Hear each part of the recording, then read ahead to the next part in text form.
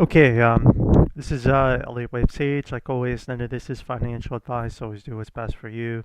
Just use this for education and entertainment purposes. I'm just going to start out with a quick overview of the market as people join the live stream, and I'll answer your questions, symbols that you want to share.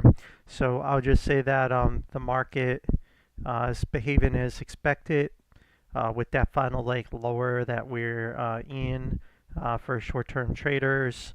So let's go to our chart and see where things are right now with the major markets at this point.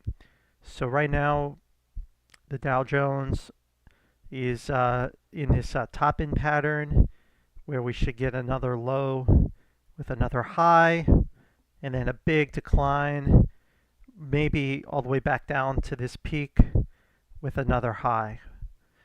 And so a lot of sideways action in the next year, year and a half, I would expect, and a lot of good trading opportunities in individual stocks.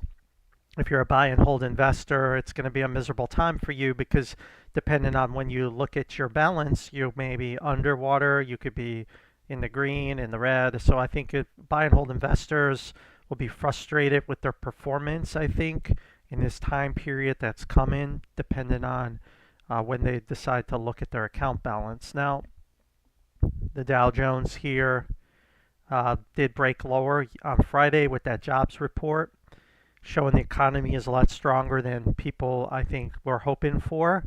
Because if it's weak, then the Federal Reserve will want to cut rates, which would boost stocks. But a strong economy isn't too bad. I think it's an overreaction, which is why we'll still get some higher highs later and not just a mega crash. So I would say that eventually, yeah, the economy will fizzle out and traders will regret what they wish for here. And then you should see a much bigger decline coming. Now, with this low, we should look in the Dow Jones. So as you can see here, we had this looks like a three-way move straight down here with a bounce and an A and a B. So we should get another flush down. I think next week coming up is the CPI report. It's almost indicating that CPI is going to be hot, much higher than people expect. If you look at the Dow Jones and you look at where the Russell has to go, the Russell will have to travel now with this lower low. The Russell will travel all the way down to 200, 197. That's a big drop still to come on the Russell. That's got to be a CPI that's going to bring people to their knees. I think the CPI report is going to bring people to their knees and shake people to their bones. I mean, I believe. And then that sets you up for a nice big relief rally. And we could even come all the way back and back test this wedge that broke down on Friday. This kind of wedge looking pattern on the Russell finally breaking down to the downside. And everything's happening as expected. Like, this is no shock. We knew the Russell had topped already here. And it actually hit the target exactly where we expected. Now on NASDAQ looks like you have 3 with a W, a connector. It looks like you need another big bounce, some kind of bounce, but that should fail for one more low. We could get that bounce early in the week, one more low. Again, the NASDAQ should find its footing and actually make another high before a much bigger decline to make even another high. The SPY kind of the same thing. Looking for that 620 area as we bottom out in the 570s. Maybe we have 568, the July peak here, 567, make that full round trip. And then we pull back in an epic decline. I believe this decline will be dramatic. It will be quick. No one will have time to hedge themselves. I think this will be a tail risk event, a Six Sigma type outlier situation in the market. And it will probably be over before we realize it even started when this 3 is topped and we get this 4. That's just my thoughts at the moment. It could go all the way back even and retest the breakout here at 480. It could go all the way back. So this could be a very dramatic decline that will feel like a crash to most people, but actually won't be the crash. It'll be buyable. This is what we're looking for as investors to play that, get in and get the 5. This is more of a trader situation right now we're in. And the buy the dip traders should be able to come in here and play this bounce soon. And I just don't think it's time yet. But if we look at the indicators, you've got some divergence here. This divergence at the floor should erase. The stochastic RSI should also come down. The daily as well should erase, and the daily should drop. And then we'll reassess where we are. But that's kind of where we are with the stochastic indicators. The weekly, as you can see, is already on the stochastic RSI, already on the oversold. So that shows you there's not much more juice left in the lemon for the bear side. Okay, the bears is kind of like the market is due a weekly cycle bounce, right? So once the 4-hour and daily complete, the market is due for a pretty big bounce. I mean, that's what this 5 is. So if you're just adding to your shorts now, you're not trading properly, right? You should be looking at what do I want to buy for my trade on this bounce, right? That's how I would be looking at the market right now, because the weekly stochastics have your back. Like, it's not going to just go down to -20. Like, it's already reset essentially, and every time we've come here has been major market pivots on with a higher swing. So the bears kind of are out of time with this correction. They're running out of time, but there is a little bit more coming, and then we should get this weekly cycle bounce, and then I think at that point you'll get more bearish divergence here on the weekly. The monthly as well would have bearish divergence. You'll have some bearish divergence on the stochastic RSI more than likely, and then that really sets you up for an epic drop.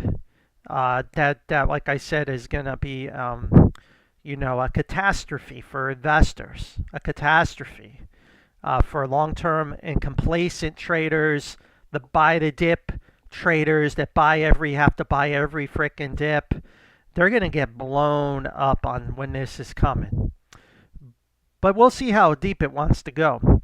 So it is a 4-wave. We'll have to wait and see how it plays out. Now, as you know, with Elliot waves, there's always a 5-wave advance, like we have here, nice 5 waves. And right now across the market, almost everything is in a 3, pulling into a 4. Most things are in a 4. But we also know that there's always this extension scenario. We have a 1-2, okay? And then you also have another, within that wave 3, another 1-2. So a lot of Elliott wave folks would label this as a 3 and a 4, right? You would go 1, 2, 3, 4.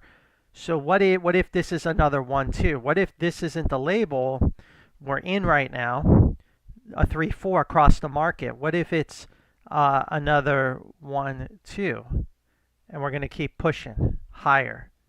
Okay, we keep pushing higher.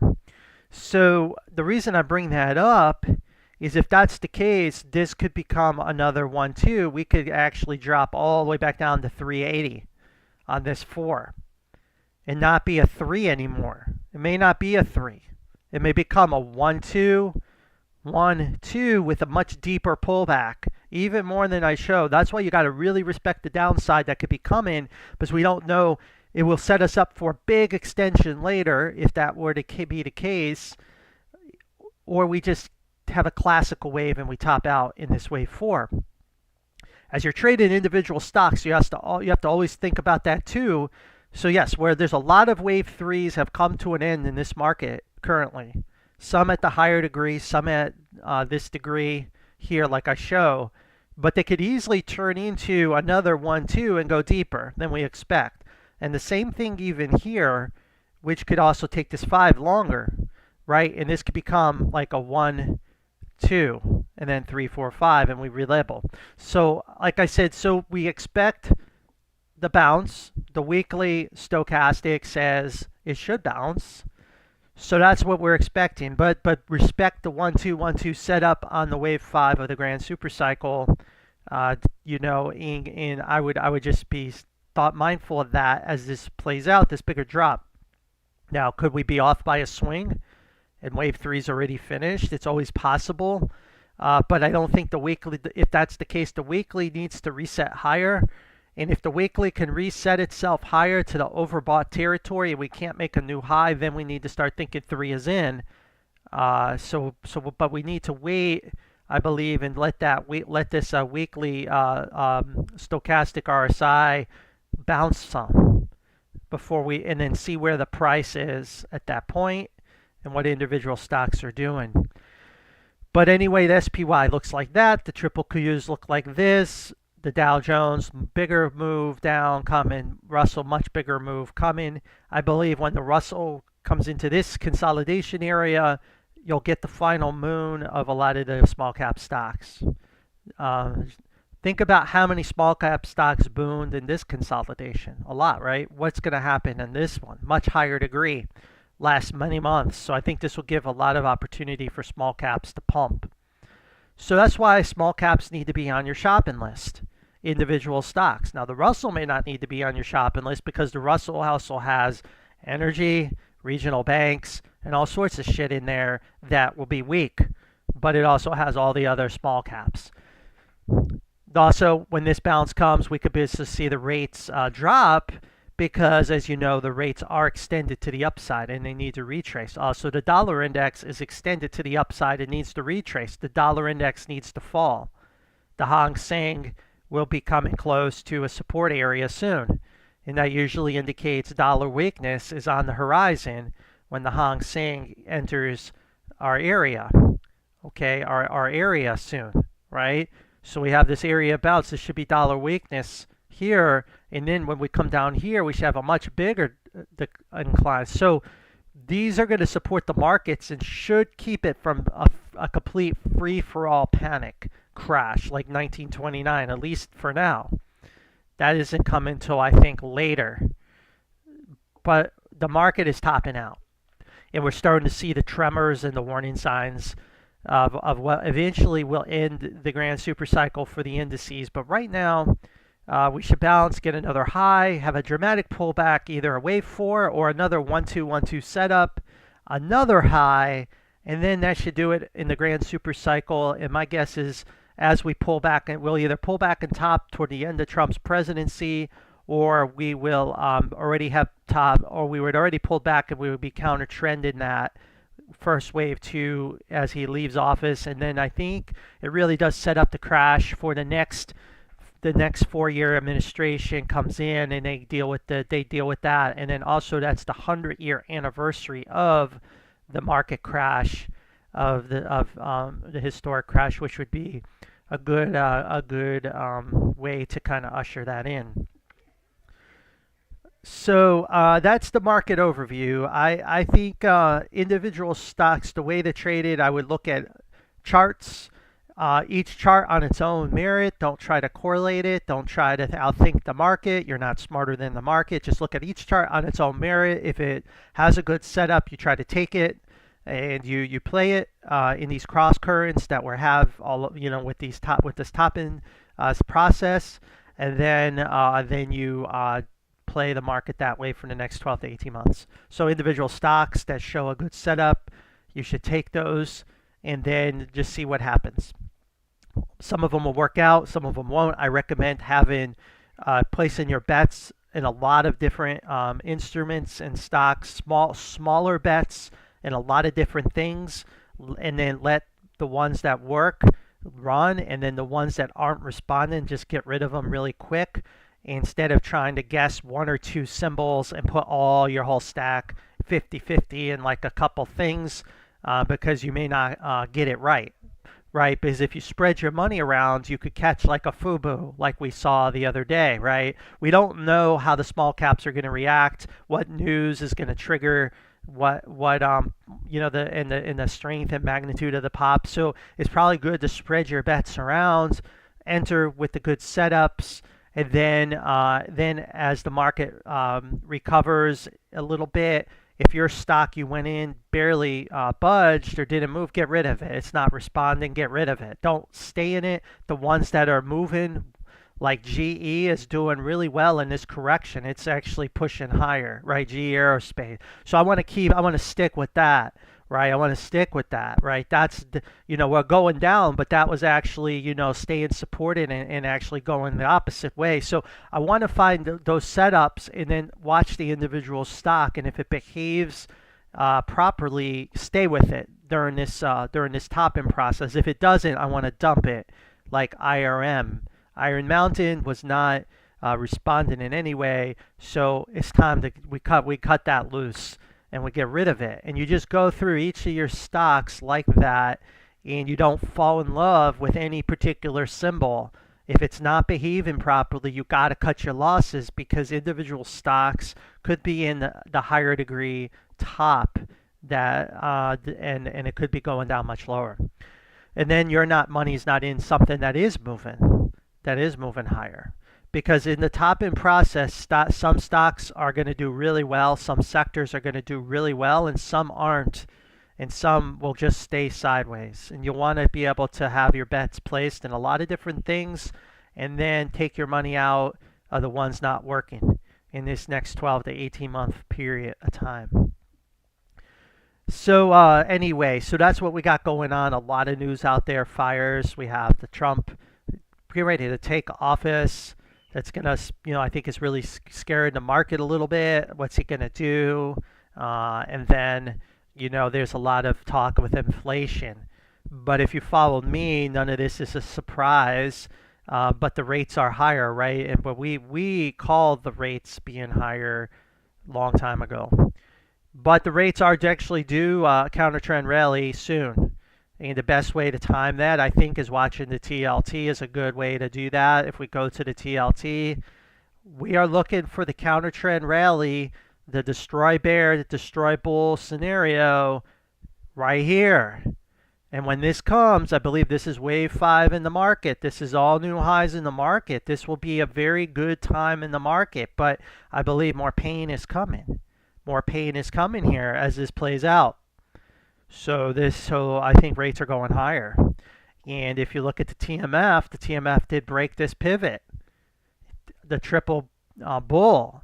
Anytime the triple bull breaks this pivot, it always ushers in much more downside. Even if we get a little bounce here, so the direction is clear with rates. Rates are going higher.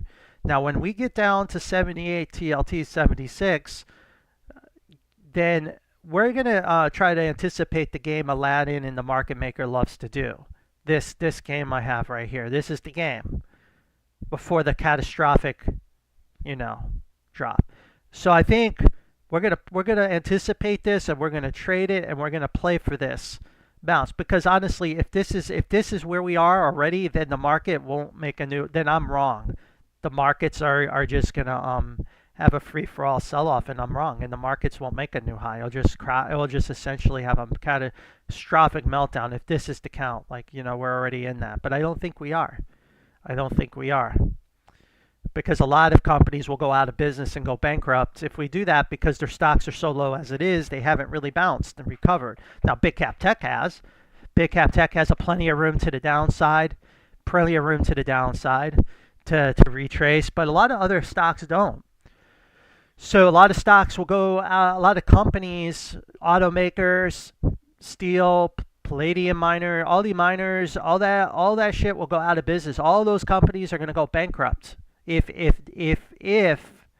we're here like that, which makes sense. Rates will go too high. They don't have the earnings to cover the interest, and they go bust. So it makes sense, like logically, why that would happen. But do we really believe Trump and coming in is going to let the whole, economic system collapse? No way. They'll print and pump, and they'll do something crazy to get out of that. There's no way they'll let that happen. So I think that's why I think this thing could get kicked around for the next several years. But I believe the entry into the TLT is here.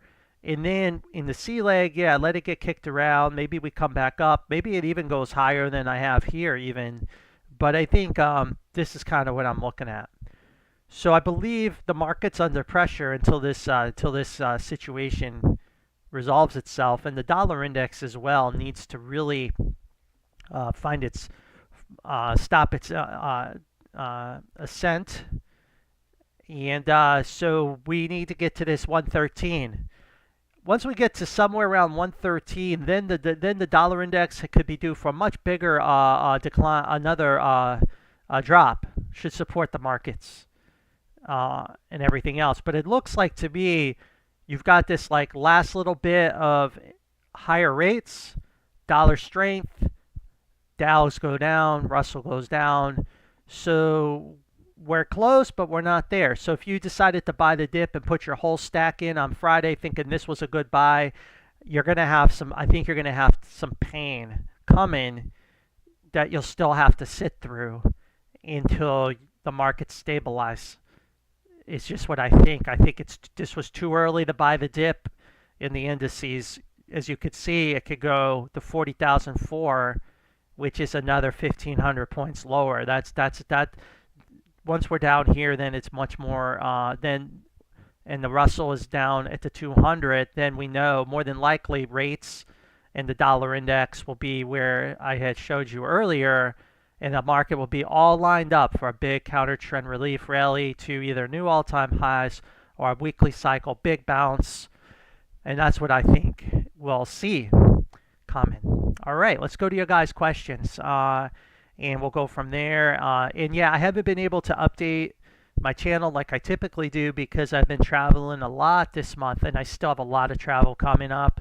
I'm going to be in Europe in a couple weeks, and I've got another trip coming this week coming up, and hopefully things will settle down for me toward the end of the month, and I can get back to my normal, like somewhat of a normal update. But if you got to follow me on Twitter, if you really want to know what I'm up to. Although when I'm in Europe, I probably will shut my Twitter off, because God knows, you know, they monitor that shit and you know, take my phone, or God, who knows. So I don't know if I'll want to play around on my phone on Twitter on Europe, because as you know, they're not as friendly to social media posts as other countries. So I don't need to be dealing with the social media police.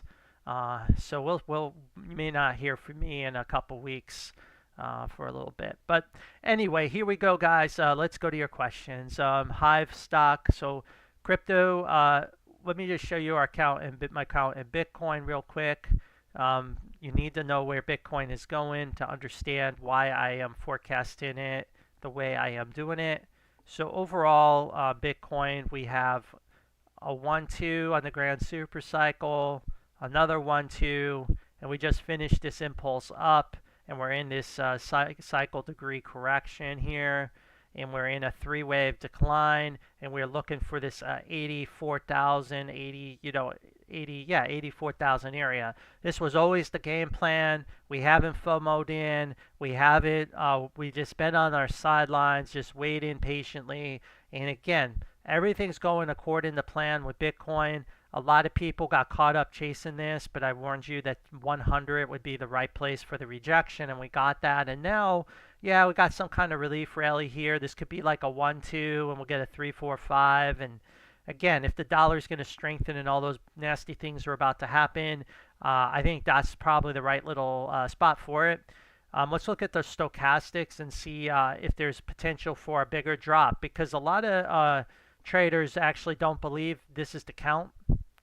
They believe it's a 1, 2, 3, 4, 5, and then it's going all the way back down to I've heard 20,000, 25, all these low numbers, okay? But what does the stochastic support such a catastrophic decline? So let's take a look at the weekly stochastic. So the weekly stochastic did not have any bearish divergence at this peak here. So that's a clue to tell you that perhaps, as you can see here, we had some bearish divergence here a little bit. Looks like we have the weekly stochastic wide open, so that should continue to bring Bitcoin lower. So obviously it looks like it's got more downside coming, right? It's got more downside coming. Now if we look at the full cycle here, we're still in the bull market trend here. So we're still, as long as we still say support it, more than likely this will pull back, this will drop, this will come down. That's what you want to see and find support right here on that trend line. So that's the first thing on the weekly. Let's take a look at the monthly cycle and take a look. Well, look at this. The monthly cycle is actually wide open to the upside. Okay, so that's interesting. That's a hidden divergence, bullish divergence. How could the bar? So actually, you're in a bull market still. You have wide open stochastics, and then also here you have barely any bearish divergence between these peaks here. And if you really look at this pullback was pretty significant. You'd have to say, I say that pullback corrected this whole cycle, not just this first part here. So this is where you got to really kind of use your judgment. Also, if this was a 3, I would have expected, perhaps we would have took out one of these peaks. But since this peak hasn't been taken out, it means we haven't actually seen the wave 3 of 3 yet in this whole incline. And this open wide stochastic, I wouldn't be surprised if it continues to stay open and starts to kind of flatten out and come up.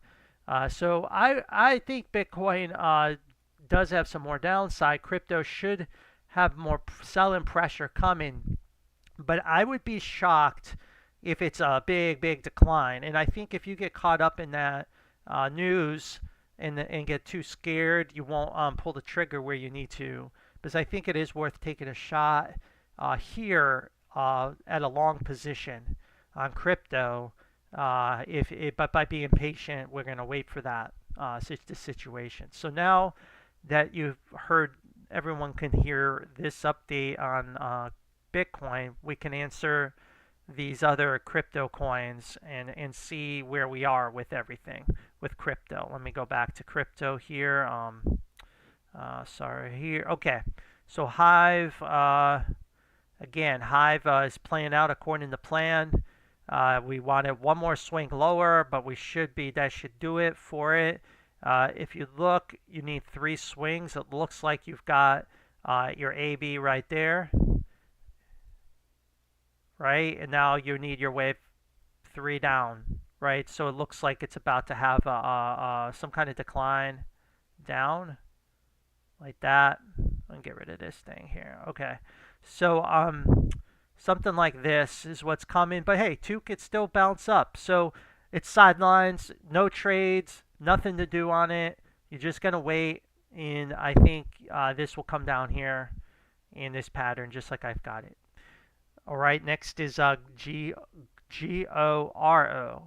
Okay, never heard of that one.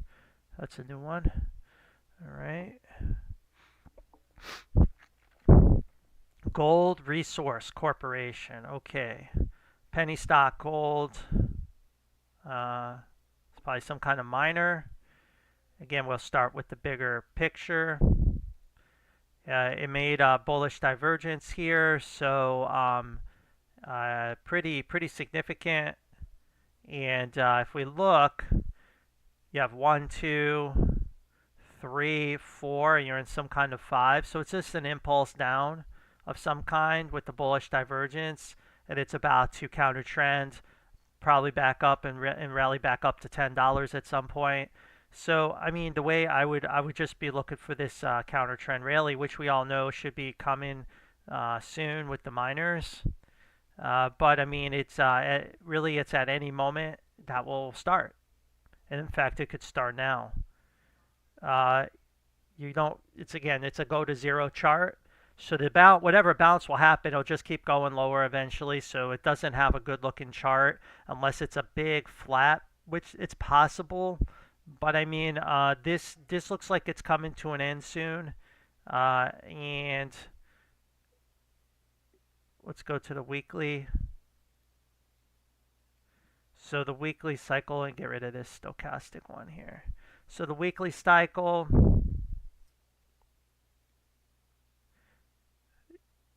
that probably corrected the weekly cycle right there, and you finished on 3. Maybe that's your 3, 4, and so you're in your 5th wave. So this is your 5th wave. So it looks, I mean, again, if I'm just doing it right, it looks like you need one more push lower, one more push down, and then that should end 5, but it could always extend lower.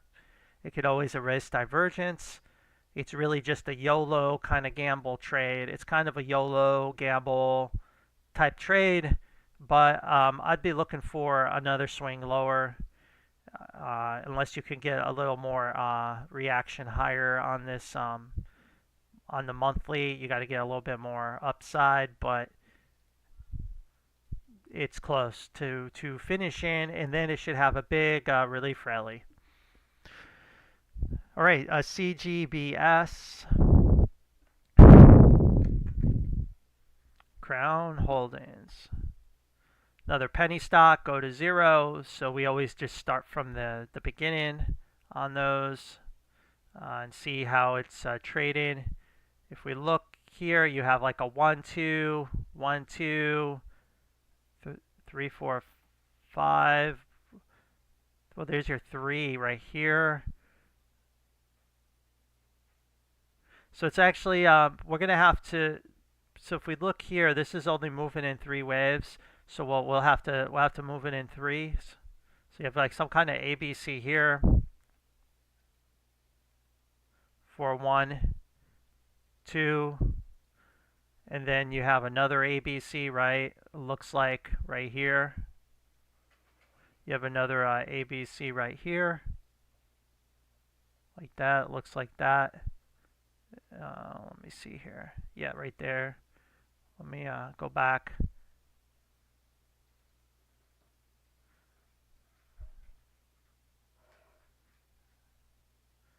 One, two, 1, 2, 3, 4, 5. 1, 2, 3, 4, 5. So right there would be the A.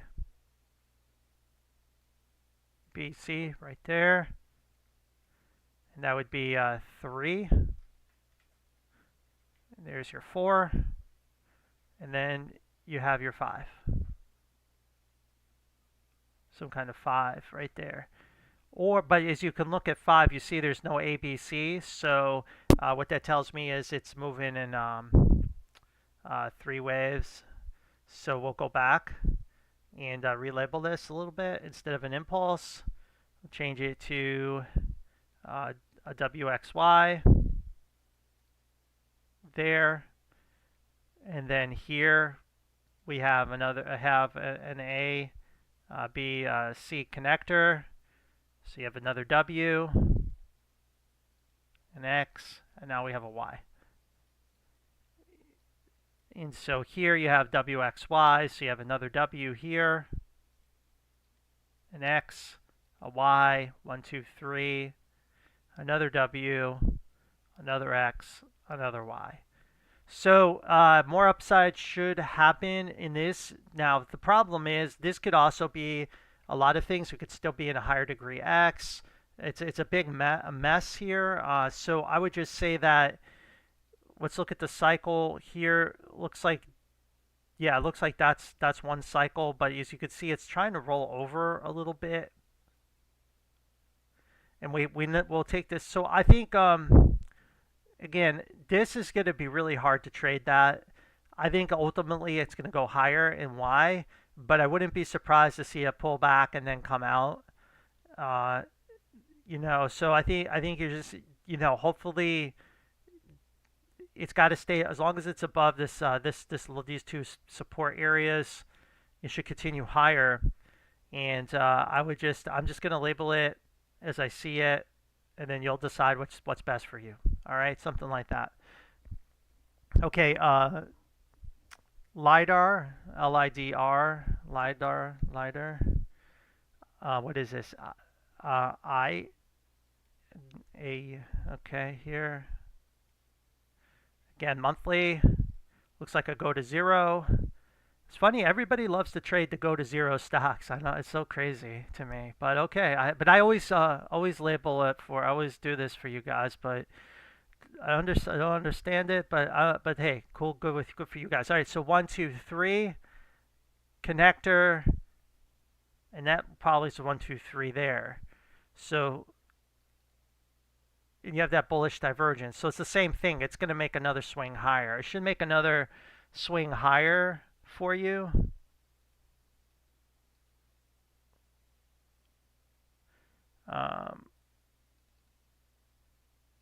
It should make another swing.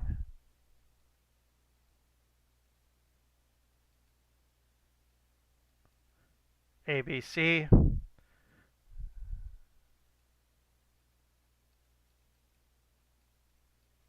So we're looking for another swing higher, but it's in this X wave. The problem with the X wave is it can go all the way back down. It's so you have 1, 2, 1, 2, 3, so you have another W here, but this could be another X within that W. And you see how it's breaking down right here. So my guess is it's gonna fail. It's gonna fail. A, B, C. So I'm gonna put that there, something like that. And then I would say like 161, 132 would be the area you want to see support. With most of these stochastics reset on the 4-hour and 45-minute, that would be what I'd want to see happen. And then this could be in. I'm sure it's probably at the mercy of the Russell. Russell's got to go lower, so it's probably going to take this down. So it could even go even lower than this. But I think something like that is the setup potentially. And then you get one more wave higher, more than likely, out of that. And then there's really no. Then I think at that point it's just you're YOLOing. Hope it's like it could go all the way back down, and the cycle's over. It's a whole new bear market is born. But I think this is kind of the play. I think because you have this divergence here, that this will swing up again. It will swing up again. Okay, Alex. Yeah, I'm doing okay. AMC. Like we mentioned, it needs a capitulation move to the downside to reset the race of divergence, and that's what we're looking for. And let's see how it's trading with everything going on in the market. So we are going lower like we expected it to. So we're looking for stochastics to get reset. You see this 4-hour. This needs to come all the way down and take out this peak right here. So it's more downside. The daily needs to come down, take this out, more downside. So until those happen, there's no buying it. It shouldn't be in your conversation, right? Shouldn't even be in the conversation to buy it. But I know traders, want to buy so bad right now, but you need to kind of just sit on your hands and wait this one through. Looks like that's a 1-2 right there.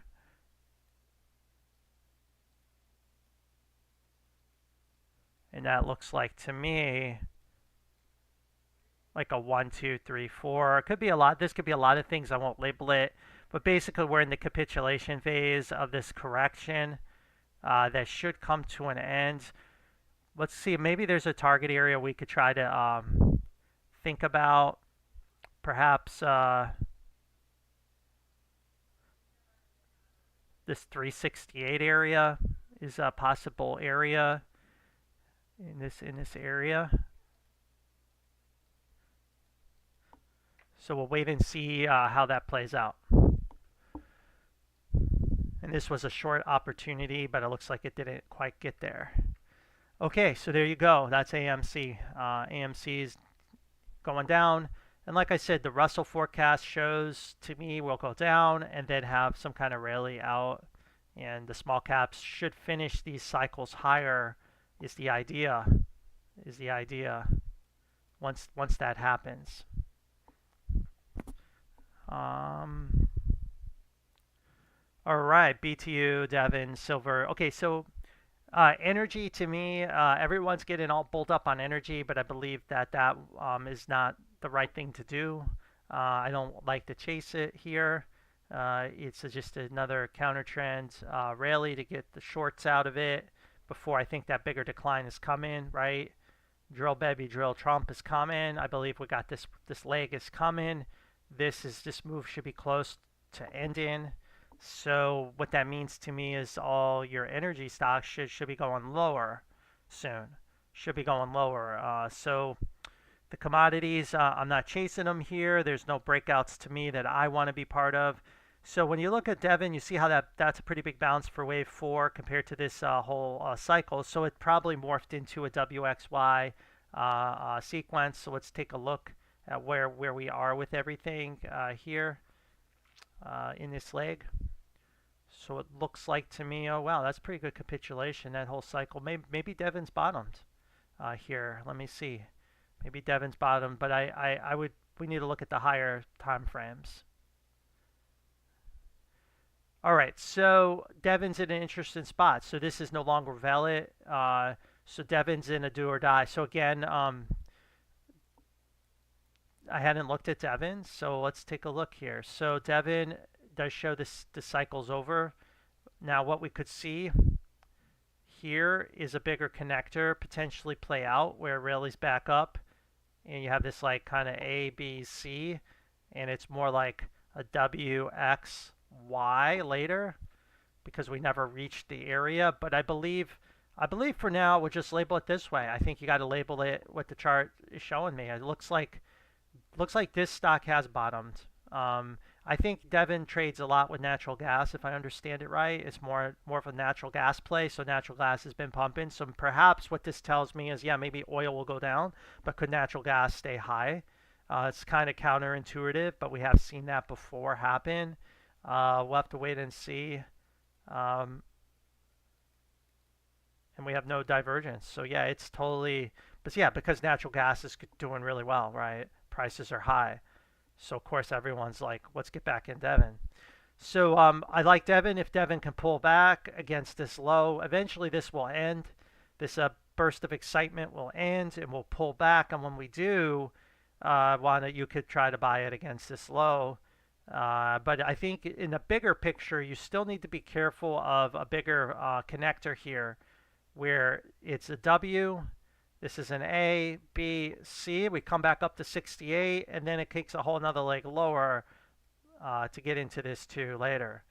But I think for the time being, we just trade what we have here, and I think this is it. So that's Devon. Then BTU. Let's see here, BTU. BTU is a coal play. You would think that's doing pretty good with oh no, it's not. Okay, so here it is. So for some reason this isn't behaving the same way as Devon. It's in the capitulation phase, it looks like, and the buy on that would be at $14, $12. So that looks pretty good. That looks like it's going to happen. Now look, you see how this had a bounce and a fail. You haven't even bounced yet, so this could actually go even lower.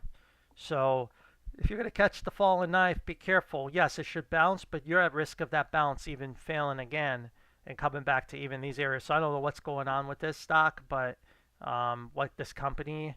But yeah, this will come all the way down. Take this out.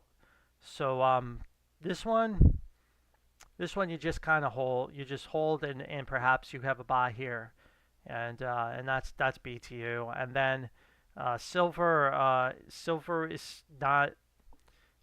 Again, until the dollar index shows like it's in that area, it could reverse. Silver's in a very dangerous area here. It's on the trend line, and it's up at the short area. So it's at do or die for this cycle. So silver is either about to have a big drop, which would make sense, right? If the CPI is super hot, the Fed's like, oh shit, we gotta raise rates now, and the dollar index surges, silver will dump hard. And that's what this is kind of showing, and this is where I've been waiting patiently to buy it for the last couple months here, and I will still wait and not FOMO into it. So that's silver, and we'll still wait and see, but I think this week will decide silver's fate. This week will decide its fate. Is it going to finish the correction out here, which is what I think, or will it just run? And then this is done, and then it's just going to keep going, and then we can get more aggressive. But I think right now I don't even want to chase it. Even if it's done, if you look, it could still be an A, B, C up to 34, and then drop. So it's just the setup isn't there for me. It's for a trade unless it were to make it down to this area here. Then it's a different story. TLT already gave that update earlier, but basically it's not, there's no trade in it. I don't, again, I don't know the reason for the obsession on the internet for buying the TLT, but a lot of the TLT traders have lost so much money this year. I don't get it, and they're actually still about to lose even more money. But the TLT is an opportunity at $76, I believe, to play this connector wave bounce, because the alternative is a catastrophic decline, which would be a market-wide crash. That would be a 1929 style crash. A market will have a free-for-all panic like we've never seen. So I don't think that's going to happen, at least not yet. I'm looking for this relief rally soon, and this would be a perfect year to run these stops, get out all those people, then okay, now we'll run it up. And Trump will be putting pressure, believe me, on the Federal Reserve to lower rates and do something about the long end. The Federal Reserve can do a QE, an operation twist. They have tools to bring down the long end of the curve if they want to. And I believe Trump will be putting a lot of pressure on those guys to use them.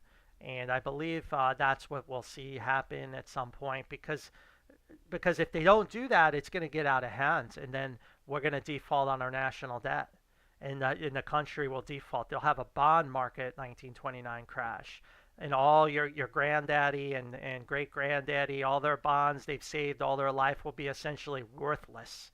All the money and T-bills will be freaking worthless. The money, I mean, think about that, guys. That's what a bond market crash would be, is the safe haven, risk-free rate of return. Well, hell, it has a lot more risk than people thought, because this shit will go down hard. And I'm not forecasting that. I'm forecasting the TLT to find support. And because if they don't pull out their tools to stop it, their financial engineering minds need to come together to stop it. The alternative is going to be an economic crisis that that will be like the empire's collapse. This is how, like, this is I mean, you're talking the existence of the United States could be at stake if they allow the bond market to have a catastrophic collapse. So I'm just saying they won't allow that. So they'll print. You better believe they will just monetize the long end of the curve to keep those rates down if they have to. So when we're down here, you better own some gold and silver and crypto, right, and commodities, because I think that's what's going to happen, and that's going to create this melt up in the small caps and all.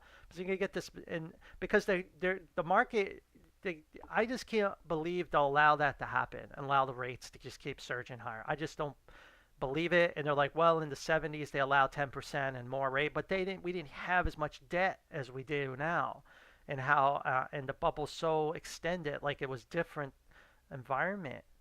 There was more of, like, say, house's money to play with, the Federal Reserve and the government. Now there is no more money. They've spent all that money, so they're on the edge of a cliff. They can't allow the TLT to go into a free fall decline, which is the 20-year, 30-year bonds cannot be allowed to do that. So I think that's why I think you will get this push here. And this would be the right time. Now, could it happen sooner? It could always happen sooner, but I believe the market, playing the market like poker, they want to run the stops, and then they'll push it up.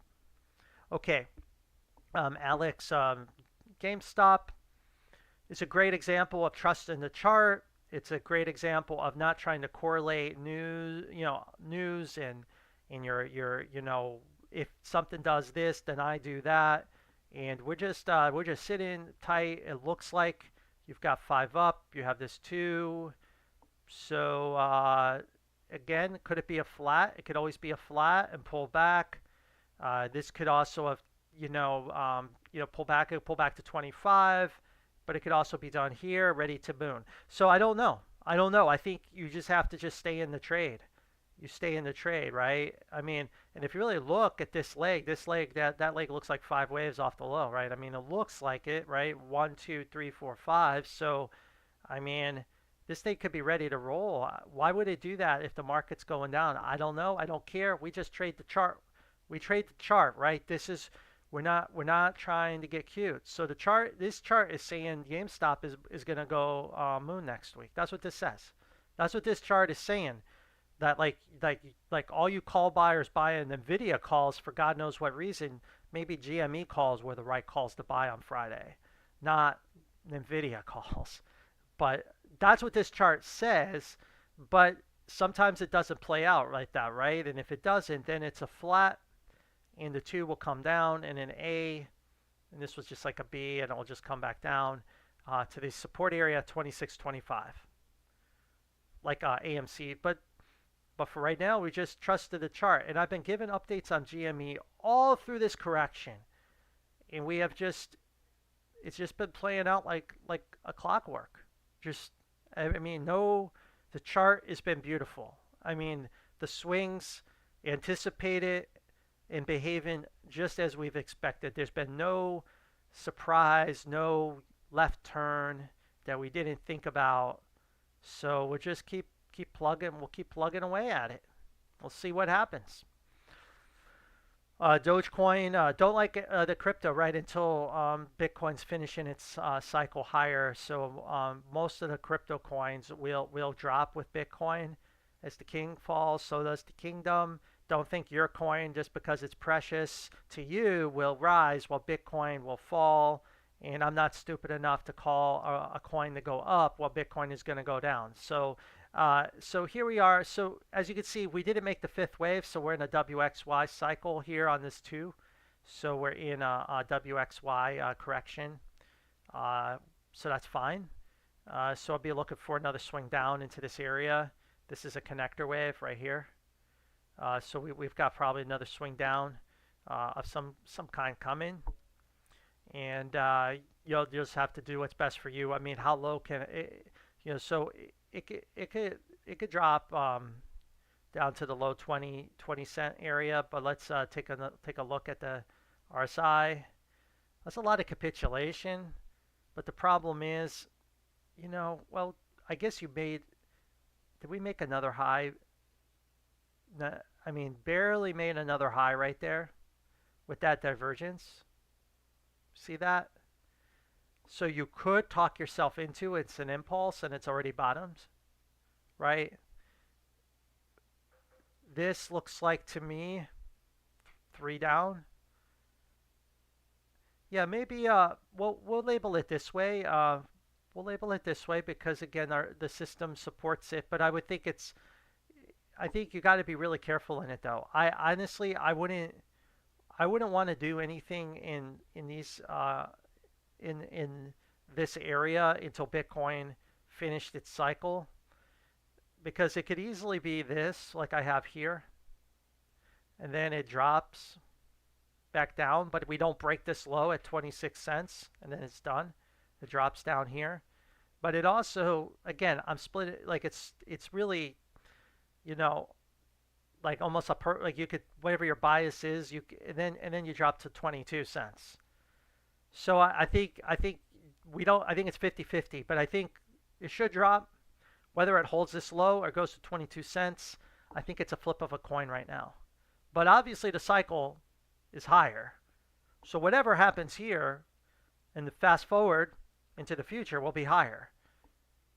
But if you're a trader, you really need to just be sitting on your hands and doing nothing and holding your position. Hopefully that you got back here when I said to buy it, right? This was our buy area, right? If you would have bought at 9 cents, you wouldn't have cared what happens here. You would be trading other things.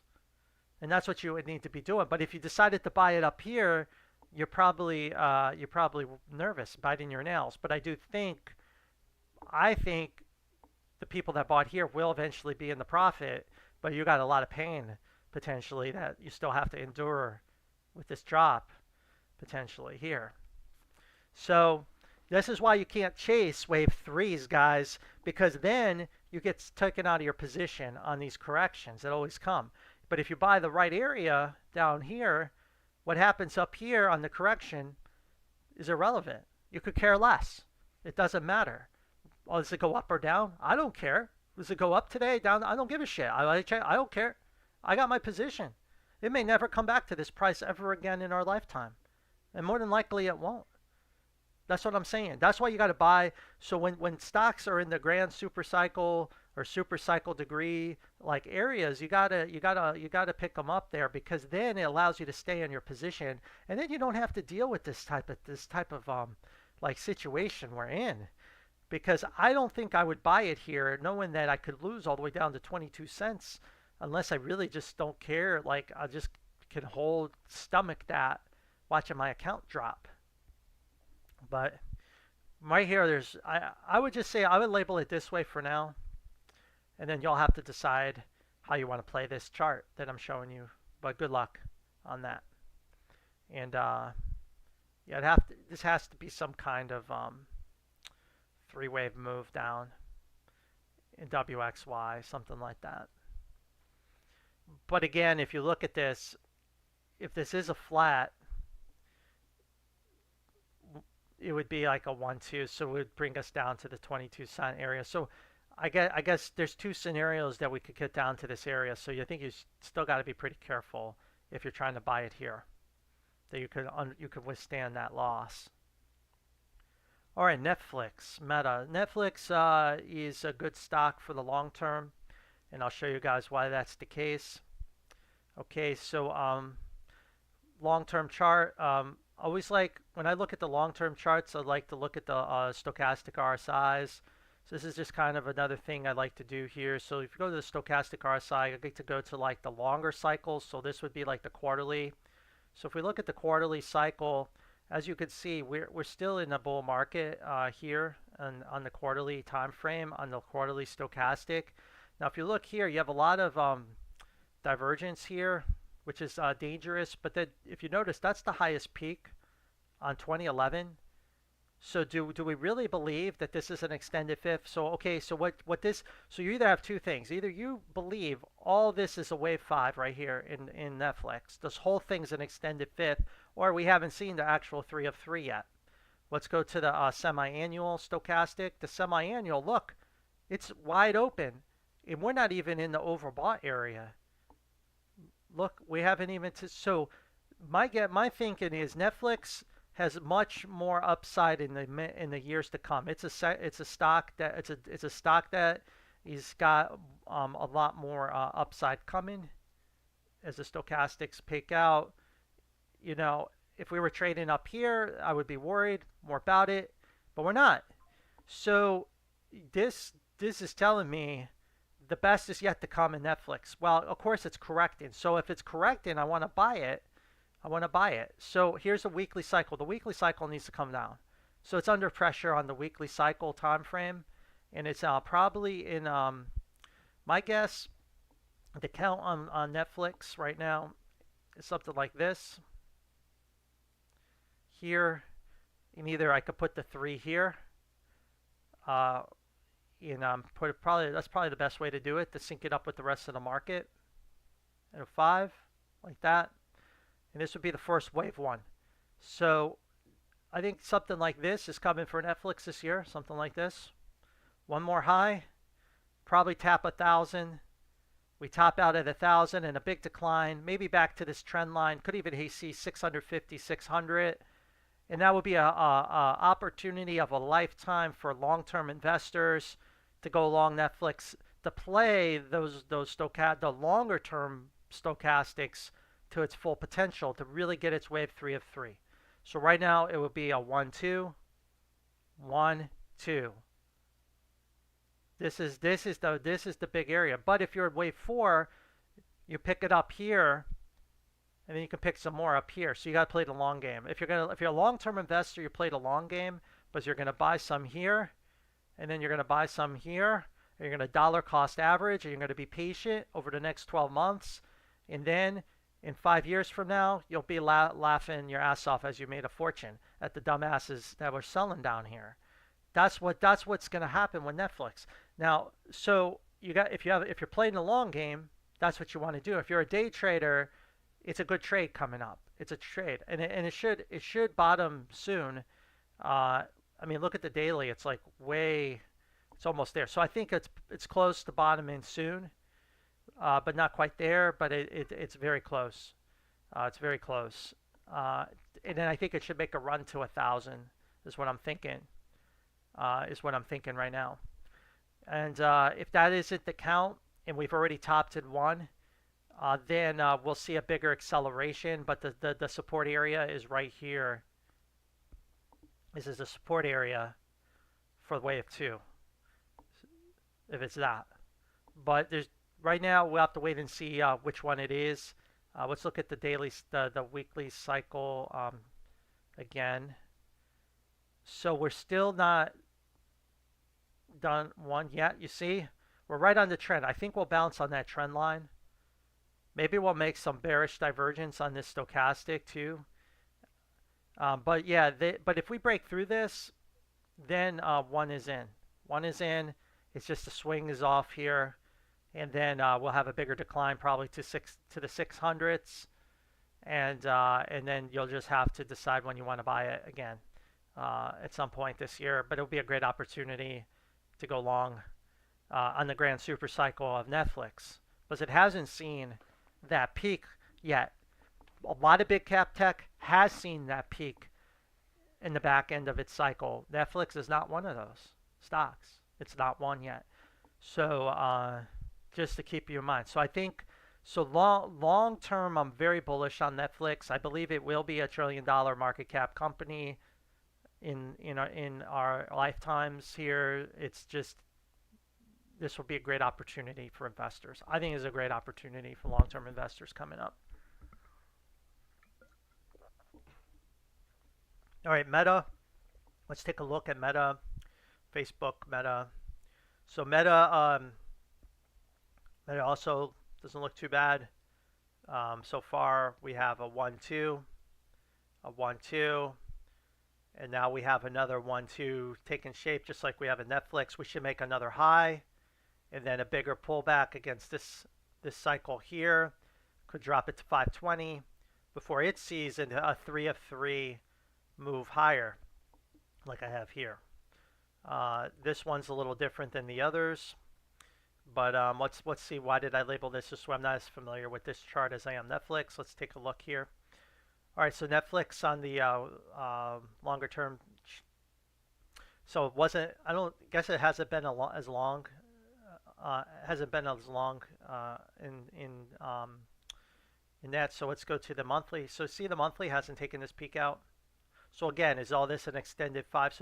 So more than likely you haven't seen the wave 3. This will come up and take all these peaks out. So so that's why I have it labeled this way: 1-2, 1-2. Here you have a 3 here and a 4, but you see how you reset the cycle here.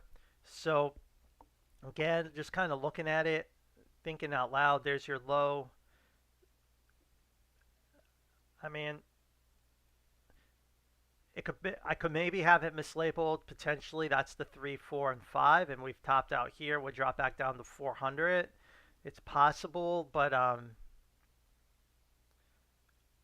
don't like that labeling. Let's see. For now, I'm going to label it this way. I got to label it more bullish, but I think you got to respect there. You got to respect that this could be not labeled right, and there's a possibility that it's like a 1, 2, 3, 4, 5, and then this is a 3 here, a 4, and then this is all 5. But I'm not going to label it that way. Yeah, I think if I made this all the way 5, the RSI reset was too significant here. And it's obviously not a flat. So I got to be more aggressive with the count on Facebook or Meta. Something like that. But yeah, there'll be a 2. It could, again, the labeling could be a little too bullish here. We'll just wait and see how it plays out.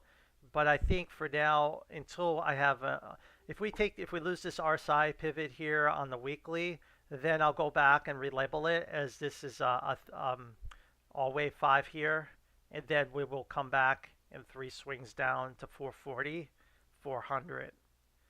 But right now, I'll just kind of leave it like this. But again, long-term investment opportunity obviously coming up for the 3 of 3, which we haven't seen yet. unless it's a huge extended fifth wave, right? Like I mentioned, and Facebook's going to go all the way back down to $80 or less in a dramatic, like crash, like an epic crash, like 50% in one day, loses 50% in one day. If we see something like that, then we'll go back to then we're like, okay, yeah, it was just a big ass extended fifth wave. But I don't think you should label that way. All right. I got a lot of super chats. I may have to raise my prices, guys. I get too many super chats. I can't stay on 3 hours every day. So, but that's okay. I'll do my best to do it. If I keep getting, I figure, I could stay on for another hour or so, and then, but I may have to raise my rates because it's just I'm getting too many super chats or something. But that's okay to go through. Let me keep going with here, requested stocks. So let me go back to where I was. AAGFF. What is that? AAGFF.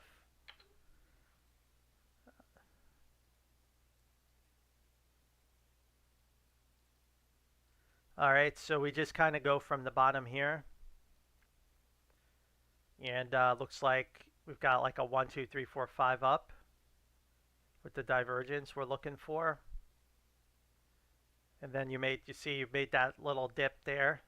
So more than likely it's going to come back down and break that low. It's typically as long as you're below 50 cents, it's at risk of breaking that low to finish its correction. And then this was an ABC. Something like that. And that. So something like that is what I think we'll see with that one. NKTX. NKTX is just one of those ones you can't really look at it for a while. You're just going to have to hold it and to be patient with it. It actually looks like it's bottomed, right? The cycle's over. So that cycle's done. It looks like it's stealthily coming out of its bottoming process here of some kind. And most people aren't aware of it unless you follow me. So it's probably already starting to come out of this cycle. So I would just leave it there. Now, if it does come back and break that low here, then you have a 1, 2, and then it'll be a 3, 4, 5. So it'll be another pretty big drop. As you can see, the box is so big, so the area of accumulation is so large. You just have to, hopefully it's like YOLO money for people. But eventually this will pump like they all do, unless there's some company-specific calamity that they go bankrupt we don't know about. But I would label it this way for now. Okay. Next is CRVO here. Let's see.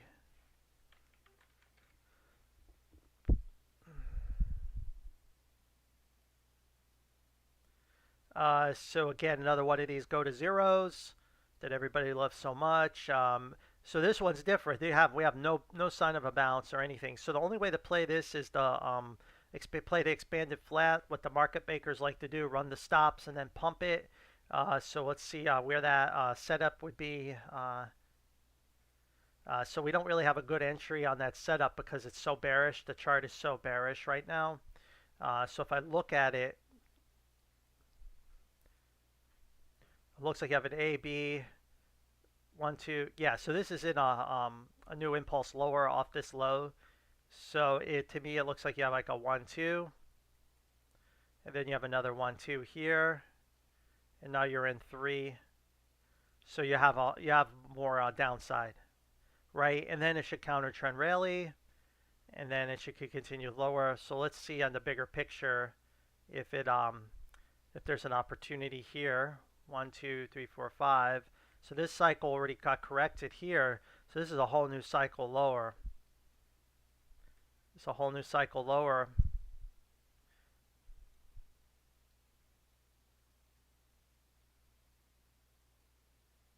Yeah, there's really no There's no setup here that stands out to me. Suppose we broke down here.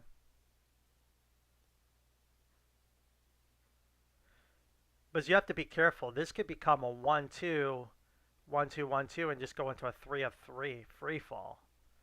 So I don't see any long setup. I just see potentially short the bounces that come. But I believe we're in this kind of count. And then the next is fuel cell. I don't like any of the green stocks, despite that they're pumping, because I do think commodity oil will go down, which will hurt all the green stocks. But you guys got to do what's best for you. I don't like playing around with them. Uh,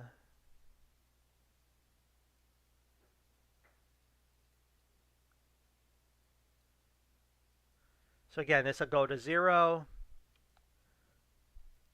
That's again, as long as looks like you just missed that low. So you're coming off that low with a little bit of a pump.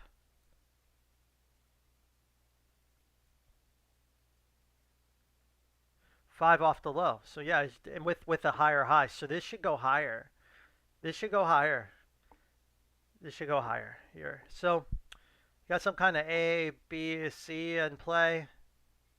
I don't like how that looks. So you're probably still in B and some kind of flat or something. This could be labeled a lot of ways, but I would say don't be surprised if it does something like that, and then you get another swing higher. You really want to see the divergence erased here on the 4-hour. Now see, the daily did. So there is a possibility it is already finished its correction here. And this is a 1-2. So I guess I look at it as 50-50 if you'll get a deeper pullback or not, but I think ultimately it will resolve more upside. Should happen. At least another swing higher should take place. And if that is the low, the high, it could jump up to $19, $20, double your money potentially. Okay, so it's not really a green stock, it's a meme. It's more like a meme stock. This one's more like a meme one. Snapchat. We've traded that one pretty well, sidestepped a lot of catastrophes in that. So now we're pushing up in Y. So we're pushing up higher in Y. Again, it's quietly building higher highs. No one's paying attention to it. It looks like to me it's in this count.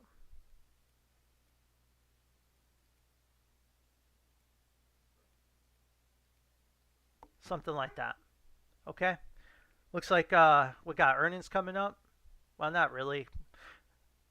Maybe it's a long play on earnings, long, if it's down here. But if it's already up here going into earnings, then I would be really careful.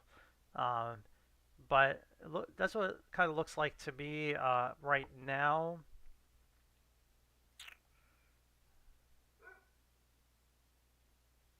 Yeah, that could be we could. Let's look at the. Yeah, why don't we change the labeling a little bit on it to make it make sense.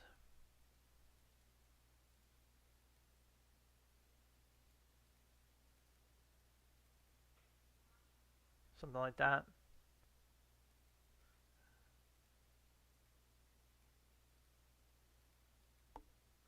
Something like that. That's probably the path it's going to go on. Something like that is what I'm thinking. Polygon. All right, Polygon is Matic.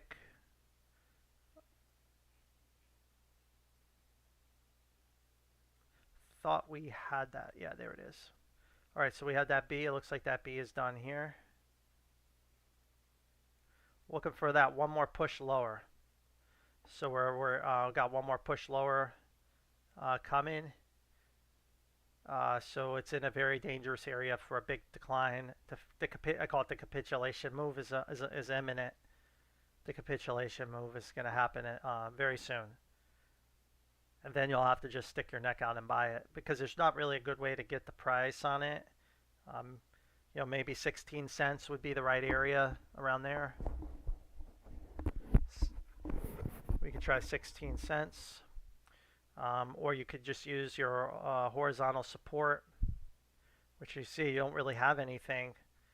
So that's not really helpful. So yeah, I think you gotta be really careful. Very dangerous time in it. But maybe I'm wrong. Maybe I'm wrong. But I think it's something like that. Okay, geo prison sector. Interesting. Okay, yep. Wonder what.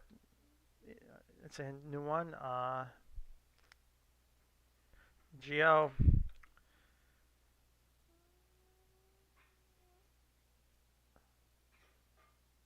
Okay, so Geo looks like it's trying to bust to new all-time highs. Looks like some kind of a flat here with a three-way move higher. And yeah, so this one looks like a good one. Probably one of those unusual sectors and stocks that most people don't own or trade. But it looks pretty good here.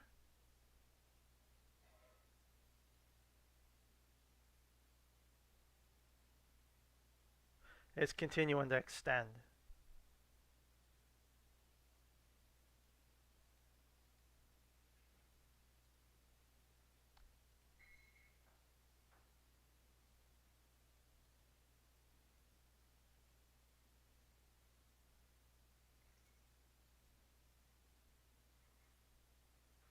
Something like this.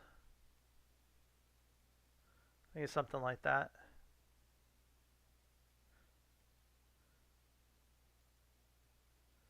So yeah, this one's going into a bull market. This one looks good for a breakout and higher. The VUZI is in a flat correction at the moment. And the flat could have ended on Friday, which would mean company-specific news of some kind is due at any moment. So one point we looked like we had a 1, 2, 3, 4, 5 here. That's where I had thought the flat could have ended. But looking at it again, it looks like that was the 4 wave. When we get the 5th wave, as long as we keep the bullish divergence, as you can see, we got bullish divergence on the 45-minute. That's good. The 4-hour though, still it was so overbought here, so it's still got some opportunity to bleed lower. So does the daily. So I think you just, again, it's a long-term investment opportunity for people that want to take it. Here's your wave 4 cluster. So could it drop a little bit more? It's always possible in this area, but that's kind of the setup. I do like the higher high here, so I do think the pullback eventually will be supported for area and eventually hitting the double digits. It's just not making it easy on investors and traders that just want easy money. You have to withstand the pain of a flat. The flat is a very sinister pattern that destroys most traders, especially calls. The people that buy calls love that to do that on the breakout, and the flat is the easiest way to ruin them. But if you just hold the common stock, you have no worries about the flat. You just hold through this noise. So I think that's kind of the chart we're in this 2-wave, and we'll this just needs to play out. But more than likely, it must be some kind of company-specific news that will emerge right at the right time, which it usually does. That will get it into this 3-wave, get people more and more involved with it. So anyway, that's that one. Okay, CGC, Neo, Juma. So CGC is again, it's just for long-term investors, not day traders, because everybody wants it to just go up right away, but it won't do that. But CGC will more than likely make this counter trend rally up and break this high. Is this the area to buy it in? I believe it is, but you need to slowly dollar cost average into it. Then Neo, didn't like Neo. I still don't like it until China stabilizes, and it's not where we need it to be. Still looking for this final push lower. It really needs to hold this low at 364. If it can't do that, then this was a connector wave, and it'll go down to $1.50 or even under $1. So I think right now this is the capitulation area, and China is close. Will drop a little more, and then China should find support, and hopefully NEO finds support too. And Jumia is also again, we're just playing the chart, right? We're just playing the chart that we have, and the chart shows that as long as we're above this low at 352, this is the chart waiting for wave 3 to come out, and an A, B, C, and a flat again, and we're just waiting to see what happens. If this breaks, then I don't like to trade it anymore, and the chart is no good.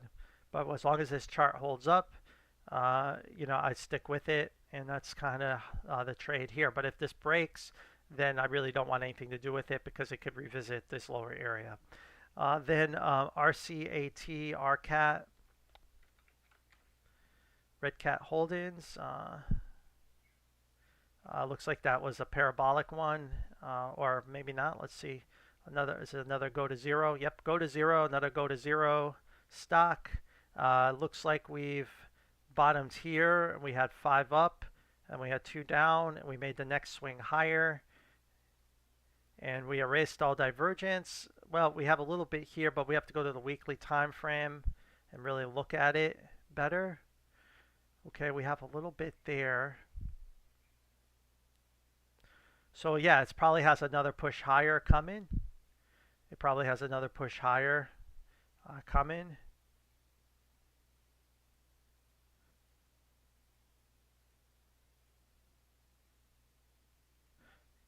So again, I'd be looking for 718 as the support area in this B wave, but you really don't have a connector yet. So until you get a connector, you really can't project where it will end up, other than it's likely to come down into this area in a 3-wave move of some kind, like that. And then it should make one more high.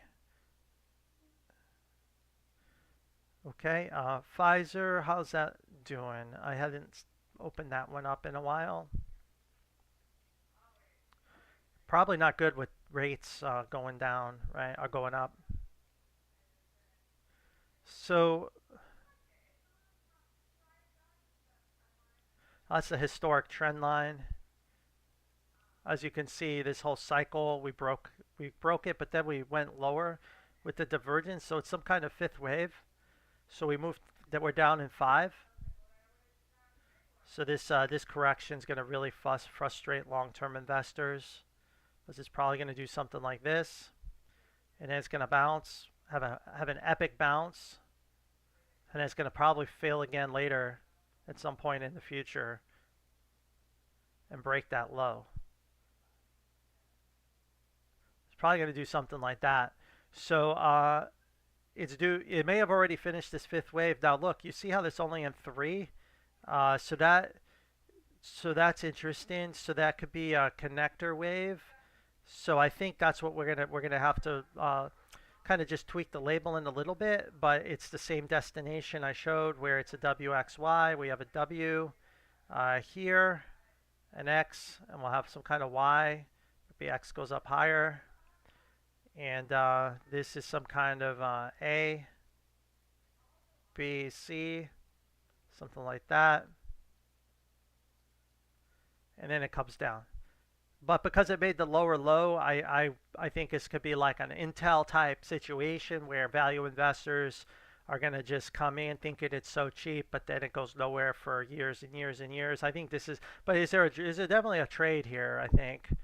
But then I don't know, at some point there's probably another rug pull coming. Okay. Nike, don't like it. Now, I've still been telling people to avoid it if they want to. And we've sidestepped it. We had the short here, and so this is the pattern we're looking for, down to looking for under $40. So we're in this Y. Then we should get another bounce. So maybe a little bit more downside, and then have an epic drop. The capitulation. So it's just in the decline. It's just nothing to trade. It's just like I wouldn't buy it here. You just need to wait. This is the area I would like to buy it if it can get there. And the historic trend line has been severed, and it's just gonna bleed down, I think, into this area is tagged.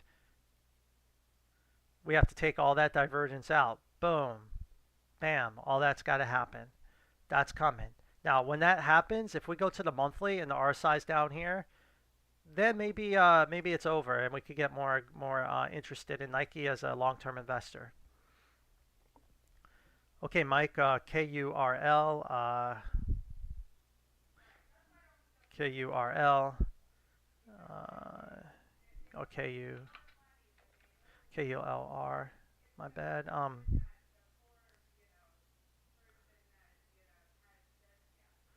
So here you had a 1, 2, 3, 4, 5 with the connector, so an AB. You see how it found some support, but then it made another swing down, so it made a double correction.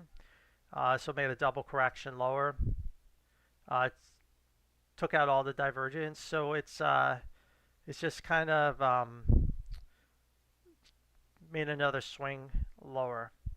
There's your wave 4. Kind of should have expected it given that was the whole wave 5. We lose the whole wave 5. So I bet we have a little more downside, but it should be coming to an end very soon. Should be coming to an end soon. But it's in this nasty correction, right? But it is in the area. It is in the wave 4 area. So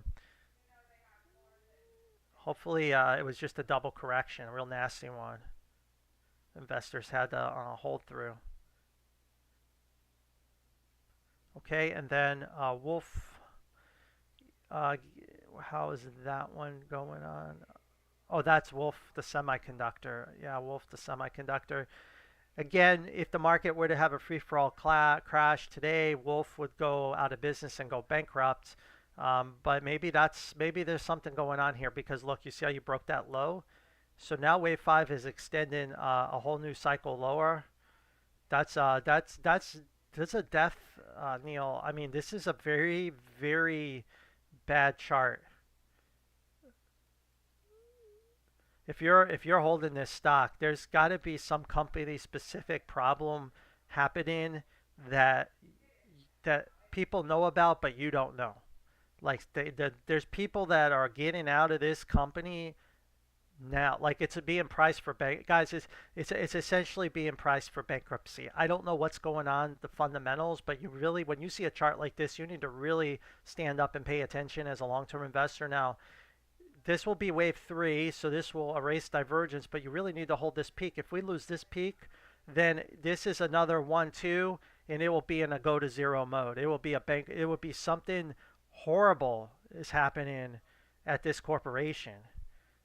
Something really bad. I mean, what's the news about? What kind of news? Shareholder lawsuits, and I wouldn't touch it. If that, I mean, there was a setup, but now that that's gone, it's in a go to zero. It's in a go to zero mode. It's in go to zero mode.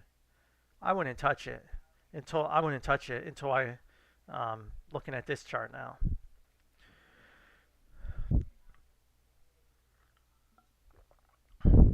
All right. Next is long-term investment proposal, 5 to 10 years. I'm not sure if you're asking me like what do you think we should invest in? Well, you trade each chart on its own merit. I mean, in 5 to 10 years, I mean, some of the best sectors to own are going to be the ones that really haven't moved, and the ones who they're going to be in the wave 3s, right? What hasn't hit wave 3 yet, right? So you have to ask yourself. A lot of things in the mining industry have not hit wave 3. Energy, in terms of uranium, has not hit wave 3. Those should be good areas to buy. As a long-term investor, your miners, your metals, your energy, those sectors. I think some technology, as we saw earlier, could potentially be good long-term investment opportunities, but you have to trade each chart on its own merit. Look for ones that have not pumped into wave 3 of 3 yet. Some charts have, and those cycles are over. The ones that haven't, you could probably pick them up and hold them. You know, like Disney's a great example. That is, unless again you think Disney's going to go out of business and go bankrupt, Disney should see its 3 of 3 grand super cycle in the next 5 to 10 years hit. right? For long term, so that means they must be doing something right, you know, with whatever they're planning on doing. They just announced like some streaming TV partnership with Fubo. Maybe that's going to get a lot of viewers. Maybe they sell advertisements better. Maybe they launch new movies that people want to actually go see. God knows why. I'm just saying that's how you look at your long-term investment opportunity. Pepsi is another good one that's getting really beat down. That is almost in a grand super cycle low. Could still double correct, but those are those, you know, so you buy each individual chart. You see, now are the indices a great opportunity to buy? Probably not, right? The actual headline indices, no, because they're just a basket of stocks, right?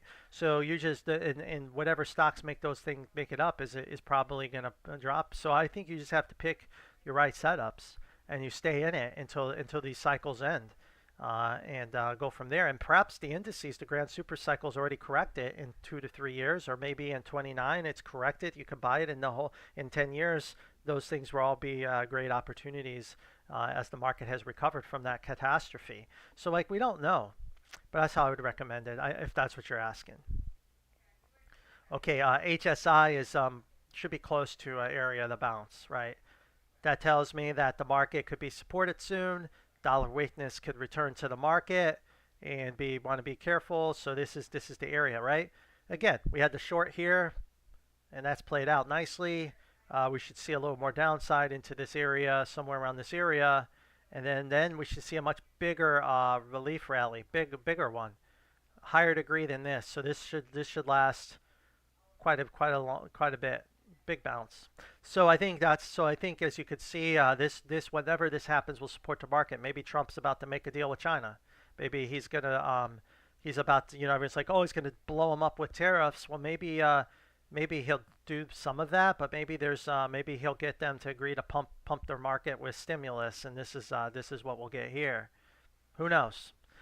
But yeah, I wouldn't be too bearish on China because we're getting close to the low, to a swing low here. All right. Again, just got to keep going through these, and I can't stay on much longer. So if I can't get to you, I'll just have to get to you another day. And like I said, I may have to raise my prices. I'm just getting so many super chats. So here you go. So live person still in this 4 wave. We had the bounce and failure. So this is actually should be close to your buy opportunity, right? It looks like to me we're close to $1.16. So maybe the week coming up, this week you'll get that opportunity to get back in on it here. But I'd be looking for that area here. You know, this is a pretty steep correction for this decline, but as you can see, it's still in the cycle. So it's still good. All right, QSI. QSI behaved just like we thought. That was another great setup on us. We called, guys, again, if you guys watch my videos, we called the buy here. We got the pump, and we called the short here, and we got the collapse. Now, where do we go from here? Well, the problem I have with QSI is it may never come back up to this level ever again. But we got to look at the RSI to see what will happen. Okay, we got a little divergence. That's a good sign. That where you don't, you took that out. So I'll just say with QSI, there's no setup. There's no setup. I wouldn't buy it. It could be peaked at X. It could be going into a whole new bear market low in Y, breaking all these lows.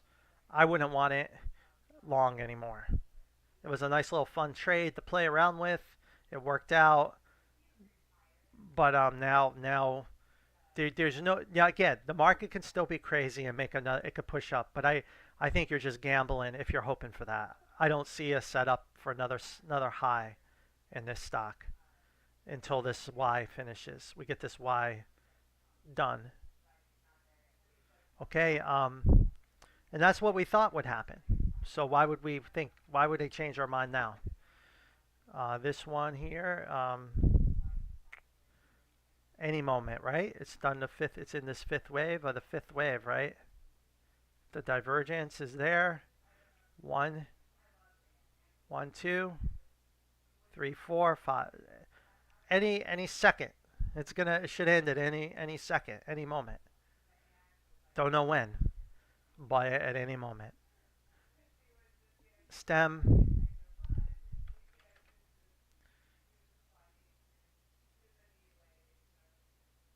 All right, so that one pumped like we expected. Where are we with this one? Something like that.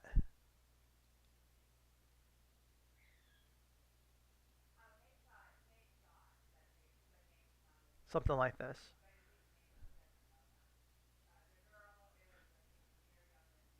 All right, so you see all that divergence. So more than likely it's going to have another swing higher. Let's look at the daily though, just to make sure. Let's see here. Yeah, you have divergence still on that peak. So more than likely you should make another push higher. I'm thinking off this low. So I'm going to relabel it a little bit different. A little bit different.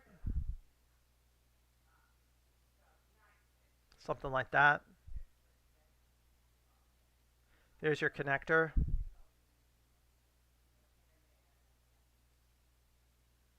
So the setup is here at 65 cents.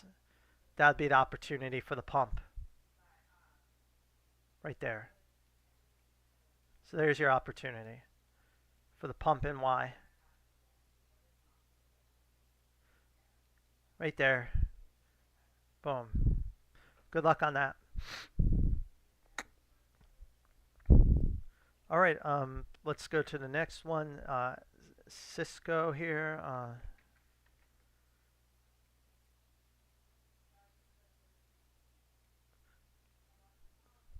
right, so Cisco is coming to an end of a cycle. I don't know why. Again, TradingView messes my thing up sometimes.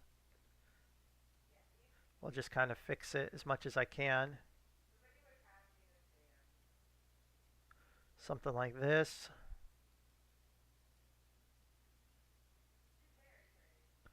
Something like this. Something like that.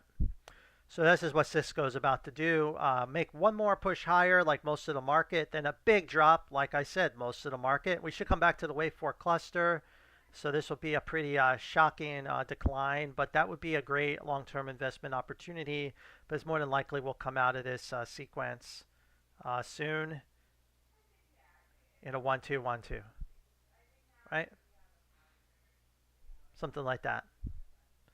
So it's again, you could be picking up pennies in front of the steamroller here with this, but it should make one more high. It should make one more high. All right, Bitcoin. Bitcoin should go down from here. It should go down from here. Uh, but what do I know, right? I mean, again, I would say Bitcoin could it go to 97. I think that would be too much maybe for this B. Then you'd have to be talking a double correction higher and X, which would then talk about breaking the high. So I think it's kind of like the bears have to like show what they're made of here. Like they gotta. It's time for the bears to do their thing. So this is it. This is it. This is the time for the bears to do their thing. So I don't think it's going to 97,000 again. But hey, I can be wrong. Do what's best for you. This is where I got it. 80. So my target is 85,700. Once it hits there, it could bottom at any second. There's no guarantee it'll go down into these areas. Once this 5 waves is done, it could end at any moment. And the way it's been being supported, I doubt it's going to go very deep. If it may even truncate this area. So if anyone's hoping for, if anyone on this call is hoping for somewhere down here, I don't know if you'll get it. I'm just saying. GSOL, we have to again how that chart's doing. We trade the chart, not nothing else. The chart is still holding up, so you just have to hold, right? Hold. I think this was just an old label we had, but yeah, basically as long as this low holds, we should stay. The chart's holding up. I know people are so nervous about this. Again, this is where you just got to trust the chart, right? You just have to have people. A lot of people may not have patience. They get nervous. They put too much money in something they shouldn't. Like you should have very little money in stuff like this. So you don't really care. But I mean, this is the chart. So you just trust the chart. So that's the labeling. Until it breaks these pivots, the bulls are controlling the market, and they're setting a trap. All right. MSTR. Again, MicroStrategy. Looking for the push down. The push down here. As you can see, we made a connector though. So that's not good though. So that invalidates that buy area now. So let's take a look at a couple things. That'd be 120. That would be a crash, right? MicroStrategy crash down to the wave 4 low. I mean, technically it's possible. Let's look at the R size. It may already be too over. Well, see, it has more room to go. So maybe so a couple things. MicroStrategy may have already bottomed, right? Imagine if Bitcoin makes 84,000 over the weekend here, and MicroStrategy doesn't have an opportunity to make a lower low. That would be an interesting setup. But I think we missed the truncation last time. We won't miss it again. So I'm just going to label it this way.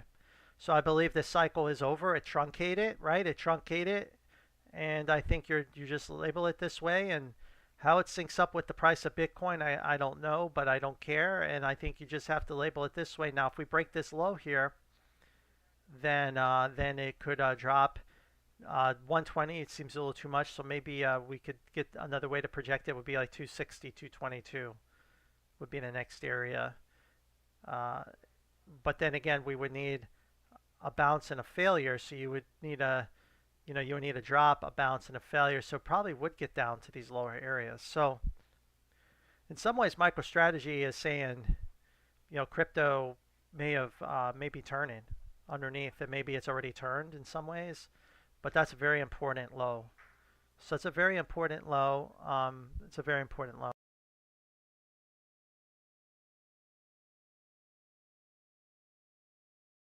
So I would just label it this way, but I would just say that if this low breaks, I mean, if we just trade the chart, and again, maybe he's too levered, and maybe Bitcoin, the price of Bitcoin can hold up, but something with his structure of his corporation falls apart and he goes down like this. I don't know. But I'll just leave the box there just in case. But this cycle is over with that bounce. So take it for what it's worth as we extend higher. All right. Yeah, I think, my personal belief is that MicroStrategy and Bitcoin price is out of sync. For one trades on the weekend and the other doesn't, and two, and the other one is he's got so much financial engineering within his company, we don't really understand how it's trading, and I don't think you can correlate the price of Bitcoin in any way to this stock anymore, because God knows what instrument and what he's done to lever up his balance sheet, promissory notes. We don't know. So I think you just got to trade the chart as we see it. But if it does break this low, there is a possibility it could have a catastrophe back down to 120. And Bitcoin may only go to 84,000 in that situation. It is possible, right? I mean, you would think, well, if that declined, then Bitcoin is going to 44,000, but maybe it won't. Maybe these guys are too levered up, and he's going to blow up his company with that leverage, and Bitcoin just makes a small correction and it blows his balance sheet up because he got too levered up at the top. I don't know, but as long as this low holds, we'll just kind of leave it like this. But I personally don't want to go long. I don't want to buy this at all. If we were to make this move down, I would buy it. I would have bought it, but we bounced early, so I didn't get a chance to get in on it. So we'll just watch and eat our popcorn and see what happens. BCHG again is another one where we just kind of trust the chart. It really needs to hold this low, and so far it's doing that. Now, if we break this low, you have three, you have a bounce, you have another bounce here. You really have to hold this low. It's a do or die for this chart right here. That has to hold. If you can't, then more than likely you're going to break this low, which will open us up for these lower prices, which means Bitcoin Cash itself is going to the 200s, which is this is the count on Bitcoin Cash, right? If you go to Bitcoin Cash, Bitcoin Cash has been supported through this correction, right? We have it as a 2. So it's either this, and it's about to moon, right? About to moon, or it's a double correction, right? And we're coming down here in a higher degree wave 2. And everyone got fooled. We're in this 2, and this was an A, B, C. This was a big connector, and then this was a boom, and we dropped down. But still, it's buyable. Fast forward 12 months, we'll be up here. But the path to get there could be very painful for investors who FOMO'd in and chased at the highs. But if you would have bought it when I said to buy it, we bought Bitcoin Cash back here, guys. So again, you wouldn't give a shit what's happening here. But if you did it, then you're stressed out right now.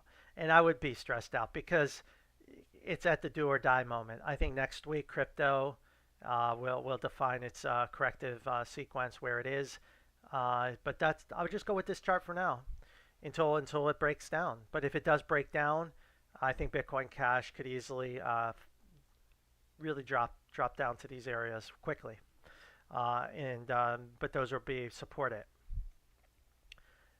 NVAX. So the thing about NVAX is it was tough to say earlier if it was gonna truncate or not, because it had this gap. I don't know if it filled the gap. So we have this B wave, right? This B wave. So if I was an Elliott wave, purist, I would still say one more decline. But let's look at the RSIs.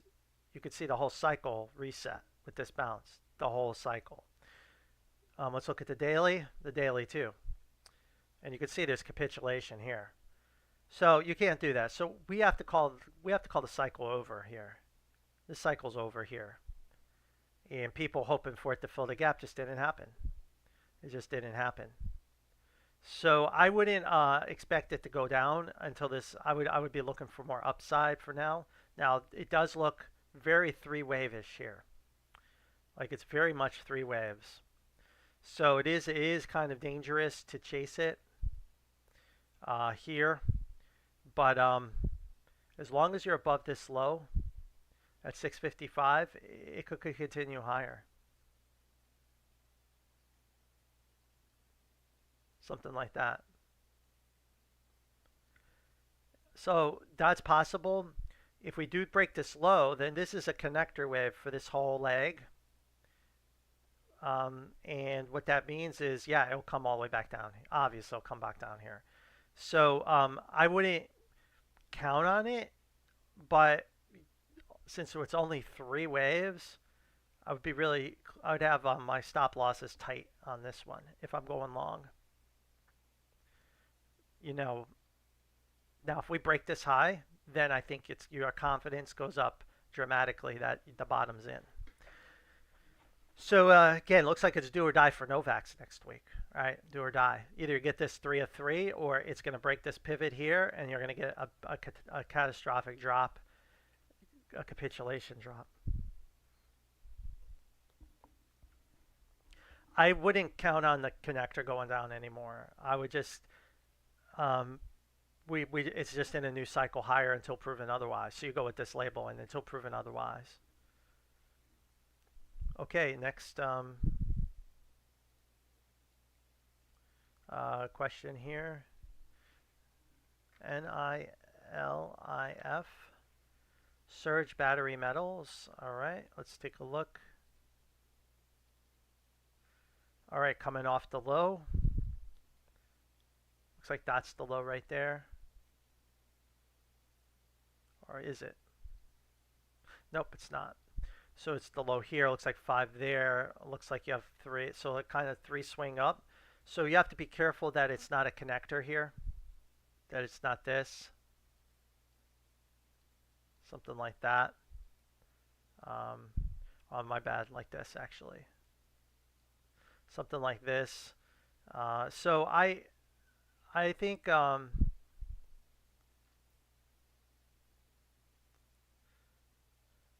what we'll do. Yeah, this is a very tough chart to trade it because there's not a lot of data. You know, I don't like that it didn't. This is not 5 up off the low. This is only 3. So that's bearish to me.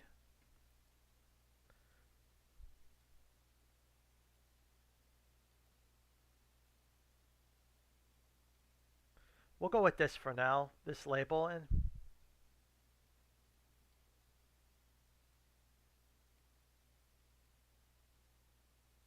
something like that. 1, 2. Yeah, it has to hold this low. So as long as you're above this 19 cents, then it could be about to pump in the Y leg. If we break that, then it's potentially not labeled right. We're still in X, and then you have a 3, 3, 3, and I'll break this all-time low. Something like that. All right, next is what causes connector waves to form in a stock? So the connector wave is a sucker's rally, or it's basically in a decline when the first move goes lower, right? Your first instinct. Let's say you have a stock that's made a huge move higher, like this, and people miss the move, like we see across all our markets. Usually, the first decline down is the first opportunity for real investors to come in with their money to buy the market. Okay, and so they do. Money comes in, and you build a wave higher, right? Money floods in on that dip buy, and then what happens is the people that got trapped up here that didn't sell, they want out bad, and they use this as an opportunity to get out on the market. So they use that liquidity, but this bounce can't equal the enthusiasm, magnitude, and buying pressure that you got at the end of the wave, because it's just starting. So you can't. So the sellers overwhelm the buyers here typically, and then you get another leg lower, and then the people that bought here got trapped, and then they panic sell out, and then the people that thought they were diamond hands, they just can't take the pain and they sell out, and then you get the real low. So the connector wave, the first bounce off of a big drop, is usually a sucker's rally. It's a rally that people too eager come in to buy the dip or invest after missing a huge move, but they're not able to generate the momentum and enthusiasm to take it to new highs anymore. And there's just too much overhead supply, and that people come in and flood the money. So that's the connector wave. And so Elliott waves always predicts that. It says human emotion. It's a way to measure human sentiment. So the sentiment here is the first wave is you know, you have this terrible situation or news event or something which that triggers it, but really it's just too many people bought it. There's no one left to buy a stock, so it falls as too many people were bought, and then as it falls, the money floods back in, and you get the B wave. Some of it's also short covering, because people short in the hole. They see this drop and they're like, oh, it's just going to do that, so they start to short here, and then they get squeezed, and then that creates even more pressure higher. So Elliott wave says you need 3. So the connector wave is usually just present on any time frame you look at on a correction. So no matter the time frame you look at, there'll always be a connector wave on the pullback. And so you never want to buy the bottom of an A. You always want to buy the C. So that's why a lot of times we have to wait. Pepsi's a good example of not buying a connector wave, right? A lot of people that had followed me were desperate to buy Pepsi months ago. They want to buy, but I was warning them not to buy Pepsi months ago because that was the suckers rally. That was a suckers rally. This was a connector wave right here. A lot of people bought this, but this was just the initial decline, right? This was the initial decline after a grand super cycle 5-wave move up. So it was a suckers rally. And then when it got up here, everyone that got trapped was starting to dump their stock. They want out. And then the right time to pick it up was down here. Now you have the 3. Now your odds of success just went up dramatically. Now it could still bounce and drop another, but now it's much better risk reward opportunity for long. Buying the first pullback on a major pull on a grand super cycle drop is a sucker's play, and so you really just stay on the sidelines. But but Elliott Waves always predicts that 3. And again, it could still be another 3, right? We could still have, in like Pepsi, we could still bounce and still go down again.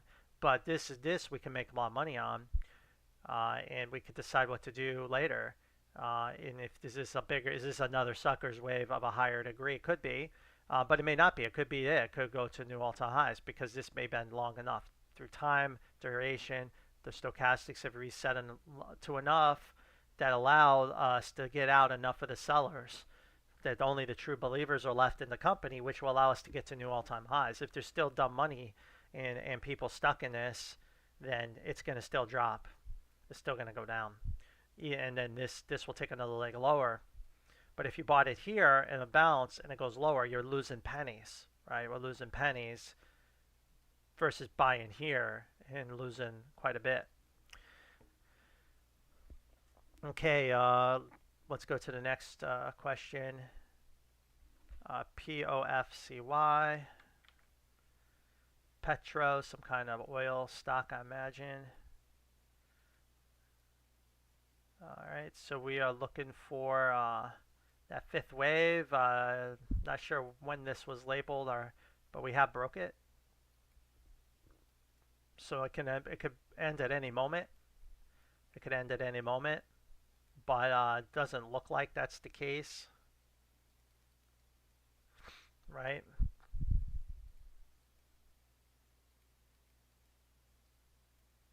So more downside, right?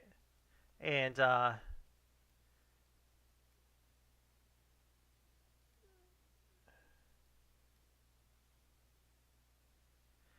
I mean, it's close, but I think this got more downside. But it's at some point you're just gonna have to stick your neck out and buy it if you believe in this count and believe that it's the cycle's almost over, which it should be, right? You have a lot of bullish divergence. Look at that! Look at all that bullish divergence here. So I think it's just a matter of time for the patient. And if you money manage it right, you dollar cost average it on it right, I think it'll work out. But it does seem like it's got a little more downside to come. They just got a 330 million. Yeah, see, that's probably news that's not well known to the marketplace yet. And if it is, then Dow will generate a reason for it to pump and squeeze if it was out there. All right. Next is take a look at some of these other ones. SENS.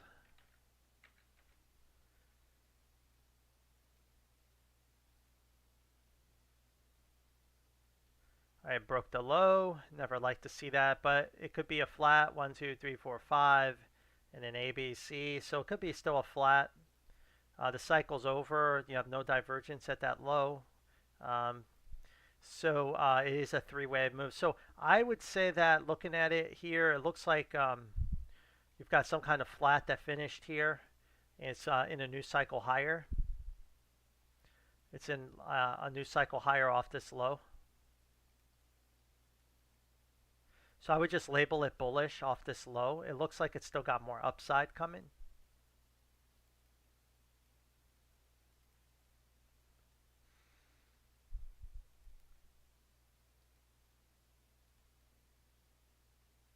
So it's probably got more upside. You know,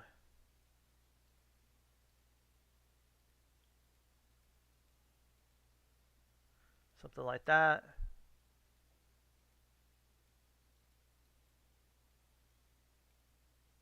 Something like this. Then once that plays out, then it could be over. The pump could be over. It could go all the way back down to new lows, or it can make a 4 and a 5 and create a whole new bull market. But I think it looks like it's due a pullback in B. It may already have entered that here, similar to what we saw here. but I believe that will still find more support and go higher. Palantir was one that we are looking at for sure. That's kind of already exhausted its pump, but where are we on the bigger picture? So we did hit buy area in Palantir. I believe we have topped in a 3 of the grand super cycle in Palantir. Given that's the situation, I think we're in a higher degree correction. You see how this 2 took a while. I believe we're in 3. I believe this bounce will fail and get one more low. But there's no guarantee. I mean, it could be 4 already done. So I think, but for the most part, it's due for a bounce here. I would be surprised if it just continues lower. But I do think it's got something like this coming. And I do believe it should hit somewhere around the 40s for the final low later in the year. But I think this is kind of the count I'm looking for, something like this. Let's look at it from the grand supercycle standpoint. As you can see, you see how this 3 took out this peak? So this is a 3, right? It's a 3. It's not a 1, 2, 1, 2. So its good days are behind it. The easy money is over and you missed the move. You see a stock like Netflix, it's the opposite. This doesn't exist on Netflix chart. Netflix chart, this was the peak still. You see what I'm saying? The best is still yet to come. You know what I mean? Meta, the same thing. Here, it's already exhausted that. It's already exhausted it. So what that means is the easy money is kind of over. Now, it's going to top out. I think it will make another high later. But if you're thinking of getting rich in Palantir, you missed your shot at it. That was back here. And in fact, you know, our channel, we did get the buy down here at like $8. We got the low. This low was ours. We just got out too early. We got out at the $25 off of that. It was a big mover for us. And we got the low here.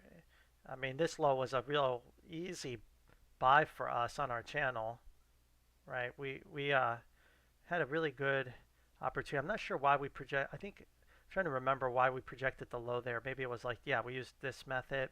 But we projected the low. Remember we talked about getting it here, and then we left it. We just left it a little too early, and then it went like crazy. But I believe this is it. This is kind of what we're gonna see in Palantir. But also wave 4s tend to do the 618 retrace. So that'll be 54. So maybe it won't come all the way down to the 40s. Maybe it'll be 54, something like that. But good luck with that. This quantum stock.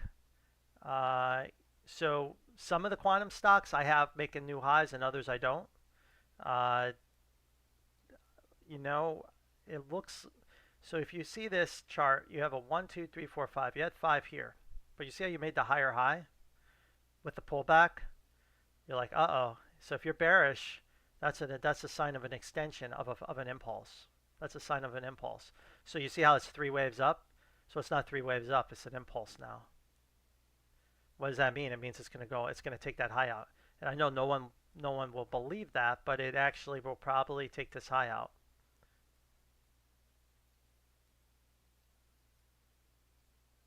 So we're in 5. So it's got to come down. So it may come down to the $6 area. I don't see a good connector. That's the problem. Like very impulsive coming down. You know, I don't see a good setup on it. I mean, if I'm going to label the impulses, I have a 1, 2, 1, 2, 3, 3, 4, 5. So maybe you get a bounce soon. An A, fill the gap and get C, something like that, and then it takes off for a whole nother cycle higher. That's probably what I'm thinking.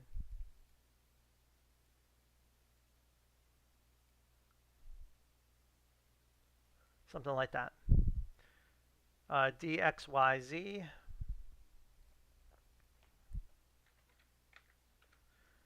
Destiny Tech. Still hit our short area. It's fallen again right around 28 is what I'm looking for. 1 2 1 2 5 connector. It's grinding lower. This could be like a 1 2 1 2 1 2. Could be in a very dangerous situation.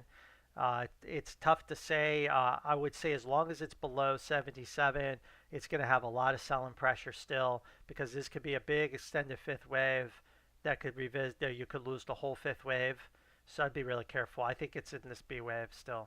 As long as you're below this, I think if you short it here, you just got to keep the short open and just let this play out.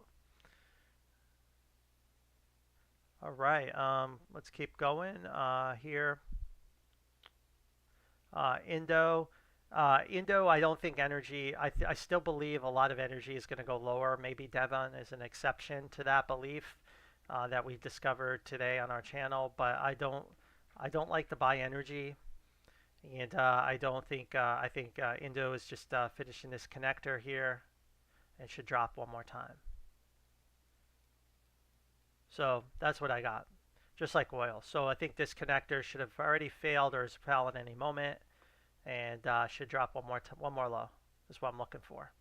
And I think it's got one more. So to answer your question, one more low's coming, like that. Okay, Aldrich, I'll appreciate the big super chat. So I think I answered Palantir. So I think right now it's due for a bounce at any moment. So it's gonna bounce. Like the market's close, right? So markets should have a little more selling, but I mean certain sectors are gonna still be obliterated here, but other sectors are getting close to bounces. Like a lot of technology could bounce soon. So I think like Palantir to me is gonna bounce soon, but I think that Palantir could fail, like I showed you, and make another swing lower. You need to be really careful with that. If it could make one more high, well, then the grand super cycle's over. It may never come back to those levels ever again for many, many years. So we just don't know. I think you just have to decide what you want to do. But if you've been waiting to buy it, this would be the area to buy it in where it is trading right now. Tesla, again, Tesla truncated from where I wanted it to, so that avoided me FOMOing in and chasing it. But if it does want to dip back down to this 360 area, I would be interested in buying it. So I am interested in buying it here at 360, but it does look like this cycle ended here a little bit, you see. So I would say this box, it did respond to the box here, so it did get deep enough. I guess I just was a little too greedy. I wanted it a little deeper. And as you can see, TSL also hit, did react. But now that it's already bounced, so now we have to, this low has to hold. These lows have to hold in Tesla. Now, is that two done? That's pretty quick, right? That's pretty bullish to correct the whole thing. So more than, I wouldn't be surprised if it has another swing lower, but this would be too bearish of a connector. So maybe it's going to do a tricky thing like Tesla likes to do, where it does something like a W, an X, and it fails later. And we get a bigger connector wave, we get a bounce here coming today, like in a week or so, we get something like this. But that bounce fails, and then we drop. So I think I'm going to label it like this for now, but you'll have to decide what you want to do. There's the wave 4 low. I mean, again, I like it here, but maybe it is that bullish and it's over. So, but this doesn't look like 5 waves off the low either. So I guess you're just going to have to decide. I think right now Tesla's the sidelines, and you just wait for a better, clearer picture. And the same thing goes with TSLL. It could do the same kind of move where you get a bigger bounce and another low like that. That would be a great opportunity.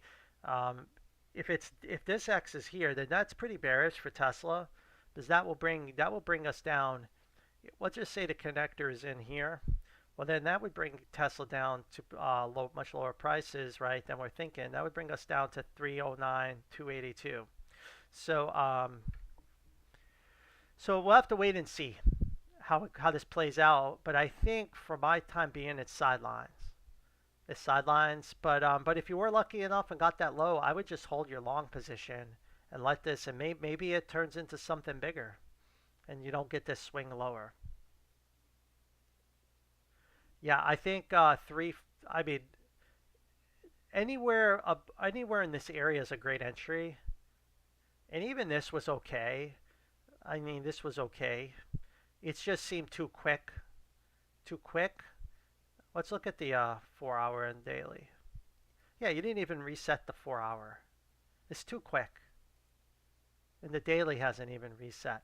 So to me, it's too quick. So that's the problem. The price went deep enough, it was too quick. So we need it. That's why I think this bounce will fail, because it needs more time to consolidate. So this would be a great price. So if it does something like this and we can get it at 360, 340, that's a great opportunity to do that right here.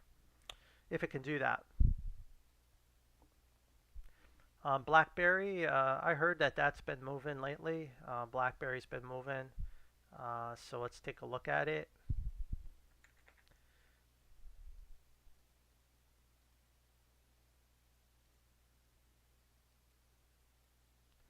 Looks like counter trend move off of a C leg. Could that be over? A, B, C, a big connector.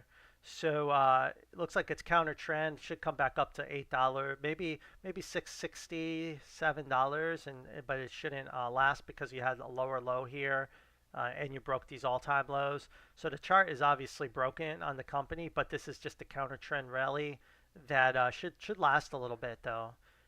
It could be do a pullback soon in a connector wave, and then another high, something like that. And again, this two wave can go. I mean, honestly, the two wave can go all the way back up. Go all the way back up to 27. I mean, there's no telling how high it can go. It's just, but it is at a new wave higher. But at some point, that will fail. It will fall apart again for the company. But I think it's a new bounce area here. HUR.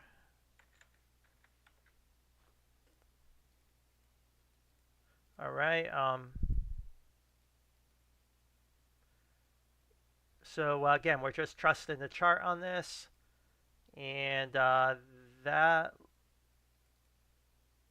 bullish divergence. That's the short. That's too short to be 3, so you have to label it this way.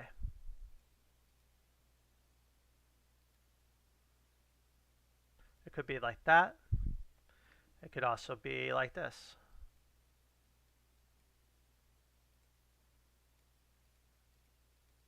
Something like that. So good. So this is trying to make its move. It's trying to make its move. All right, MSOS. Again, that's just a long-term hold that you have to just kind of tuck it away for a rainy day.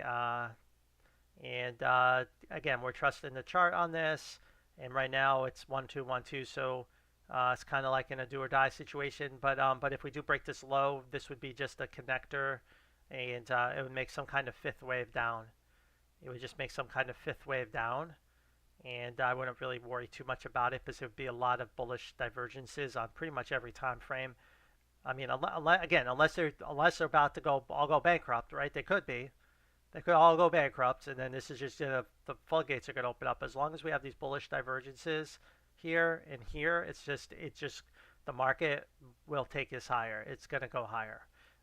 It's just have to be patient and hold it. This is, if you're looking for easy money and is just going to do that, then you may want to look somewhere else. But I do think if you fast forward 18 months from now, it'll be a lot higher than where it is today. UVIX, hadn't looked at that lately. Let's take a look at our VIX charts and see what they're telling us about the market. VIX has a sell area coming up at 21.49, showing that the market sell-off should continue. We got there because we made this higher high here. You see how we broke that high? That was the clue that when that pullback came, that the market would still take a dump, and the VIX did that with that higher high. So that's our new target for the VIX. UVIX as well did the same pattern. It broke that high here, which created that support. UVIX though hit the sell area on Friday, so now there's no guarantee the UVIX could go higher from here, but there's always a chance it could. There's a lot of divergence here. Let's see, there isn't any on this time frame, so it's kind of a wild card if UVIX will do that. It looks to me it could be finished. Now, if we do take this high out, then it's a 1-2. and yeah, it will bust out. It will bust up into these areas again. So yeah, it's a very important level for if you this one, as long as you're below $4, this chart's in play. If you break that, we could take a whole nother leg higher, and then I believe that you're now you're talking these areas. And remember, there's not a lot of margin of error on the UVIX.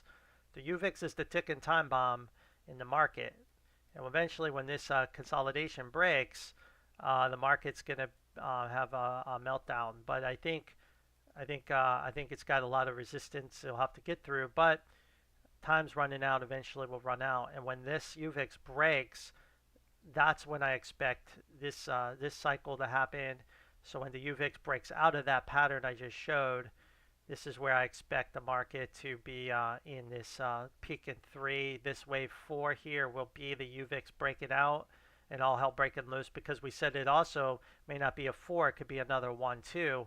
And if it's another 1, 2, if this is a 1, 2, 1, 2, it could drop all the way back down to 360. So, and that's what that UVIX is telling you. So the UVIX is the ticking time bomb in the market. It's the grenade that's about to go off, but I don't think it's time for that grenade to explode just yet. I think it's got a little bit, but the time will run out soon. The time's running out. The yen will strengthen, and all hell will break loose, and be a big calamity in the market on the indice level. I'll say the indices will have a calamity. Individual stocks may not have, if you're in the right ones, may not be so impacted, but the indices are going to be annihilated in whatever happens. It could be a 4, which is a modest pullback, or it could be another 2. So the UVIX will be doing its thing at that point.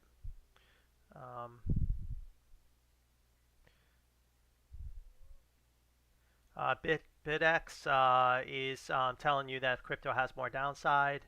That's definitely one I'm keeping an eye on. It was the one that told us crypto had more upside. Remember, well, now it may be telling us the opposite.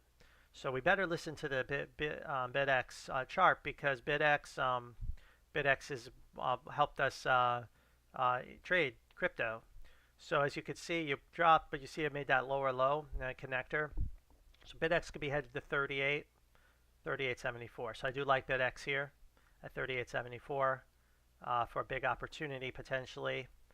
We never made it to the our high here, but we did. Guys, if you watch me, we did have the buy on BitX right here. We had a buy here, we had a buy here, we had a buy here, a buy here, a buy here. And now I'm telling you not to really want to buy it, right? Which is obvious, but here would be a great opportunity to buy it again. So we'll have to wait. Maybe there's too much leverage still in the system that needs to get flushed out. That's what this is telling me. So this is also a warning sign. It's telling me be careful with crypto until this finishes. But BitX was the one we picked up on that told us crypto was ready to go higher, and it sure as heck didn't disappoint. But I would like to buy it here at 38 if it can get there. HUT is how's that one doing? So HUT bounced. Could it have already be finished? Well, it was in a 5. Yeah, so HUT's probably already finished its cycle. So HUT already turned higher. It looks like that 5 finished here. 1, 2, 1, 2, or maybe we gotta look at this again. Maybe it's a WXY. Let's see what's going on with it. What's going on with HUT here? Let's see here. So HUT, clearly it's in a new cycle higher. So we had the buy at 20, and it hit 20.39. So we missed it by 39 cents. It's probably just some ugly impulse that's not symmetrical of some kind on this 5th wave. Or maybe, again, TradingView could be missing the price data. Maybe there's a 1, 2 here. We're missing, maybe the 4 is up here. But that's probably what's the situation is. But it is over. That cycle's over. So now we have a 1, 2, 3, 4, 5, and now we're pulling back. So as long as you're above 2032, I think you're in the next cycle higher, right? You're in the next cycle higher.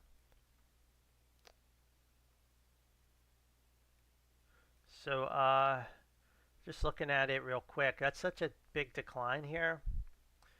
I think I'll label it, you'll have to label it this way.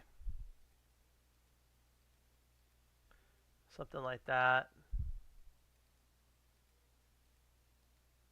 Something like that.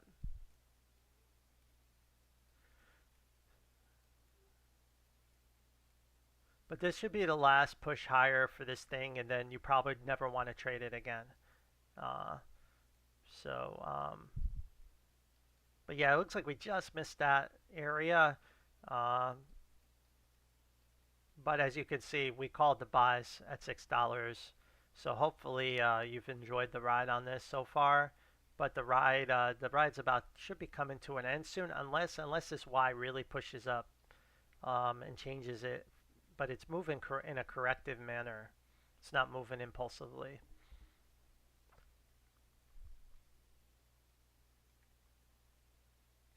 All right, DML.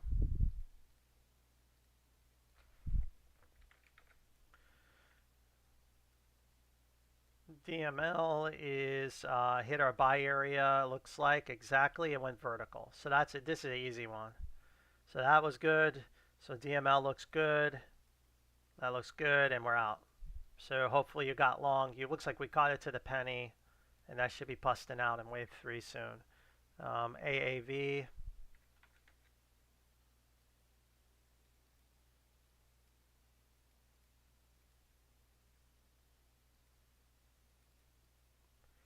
Still kind of waiting for this area to swing lower. It looks like you just got that wick to push it down.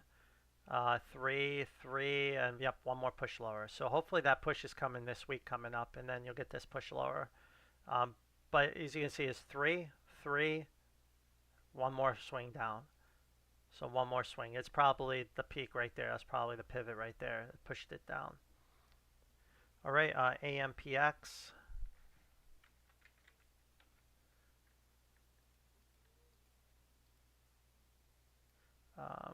So that looks like it already hit our short area. So is this one? This pump may be over. Let's see. Actually, it's got more upside. It looks like it's not finished yet, so it's still going to go a little bit higher. Looks like it's going to exceed our expectations. B could already be done. We could still be in B, but I think it's got one more push higher. Looking at the chart. And you see how you take this peak out. Those peaks need to really come out. That peak needs to come out. So more upside should be happening. But you're in a connector here. So this could still drop back down to 289. But I think you're just going to have to hold through this connector, and you'll get one more push higher to really erase all that divergence and squeeze out of this. But I think for now we'll just label it this way until we know for sure. Something like that. And then TCNNF,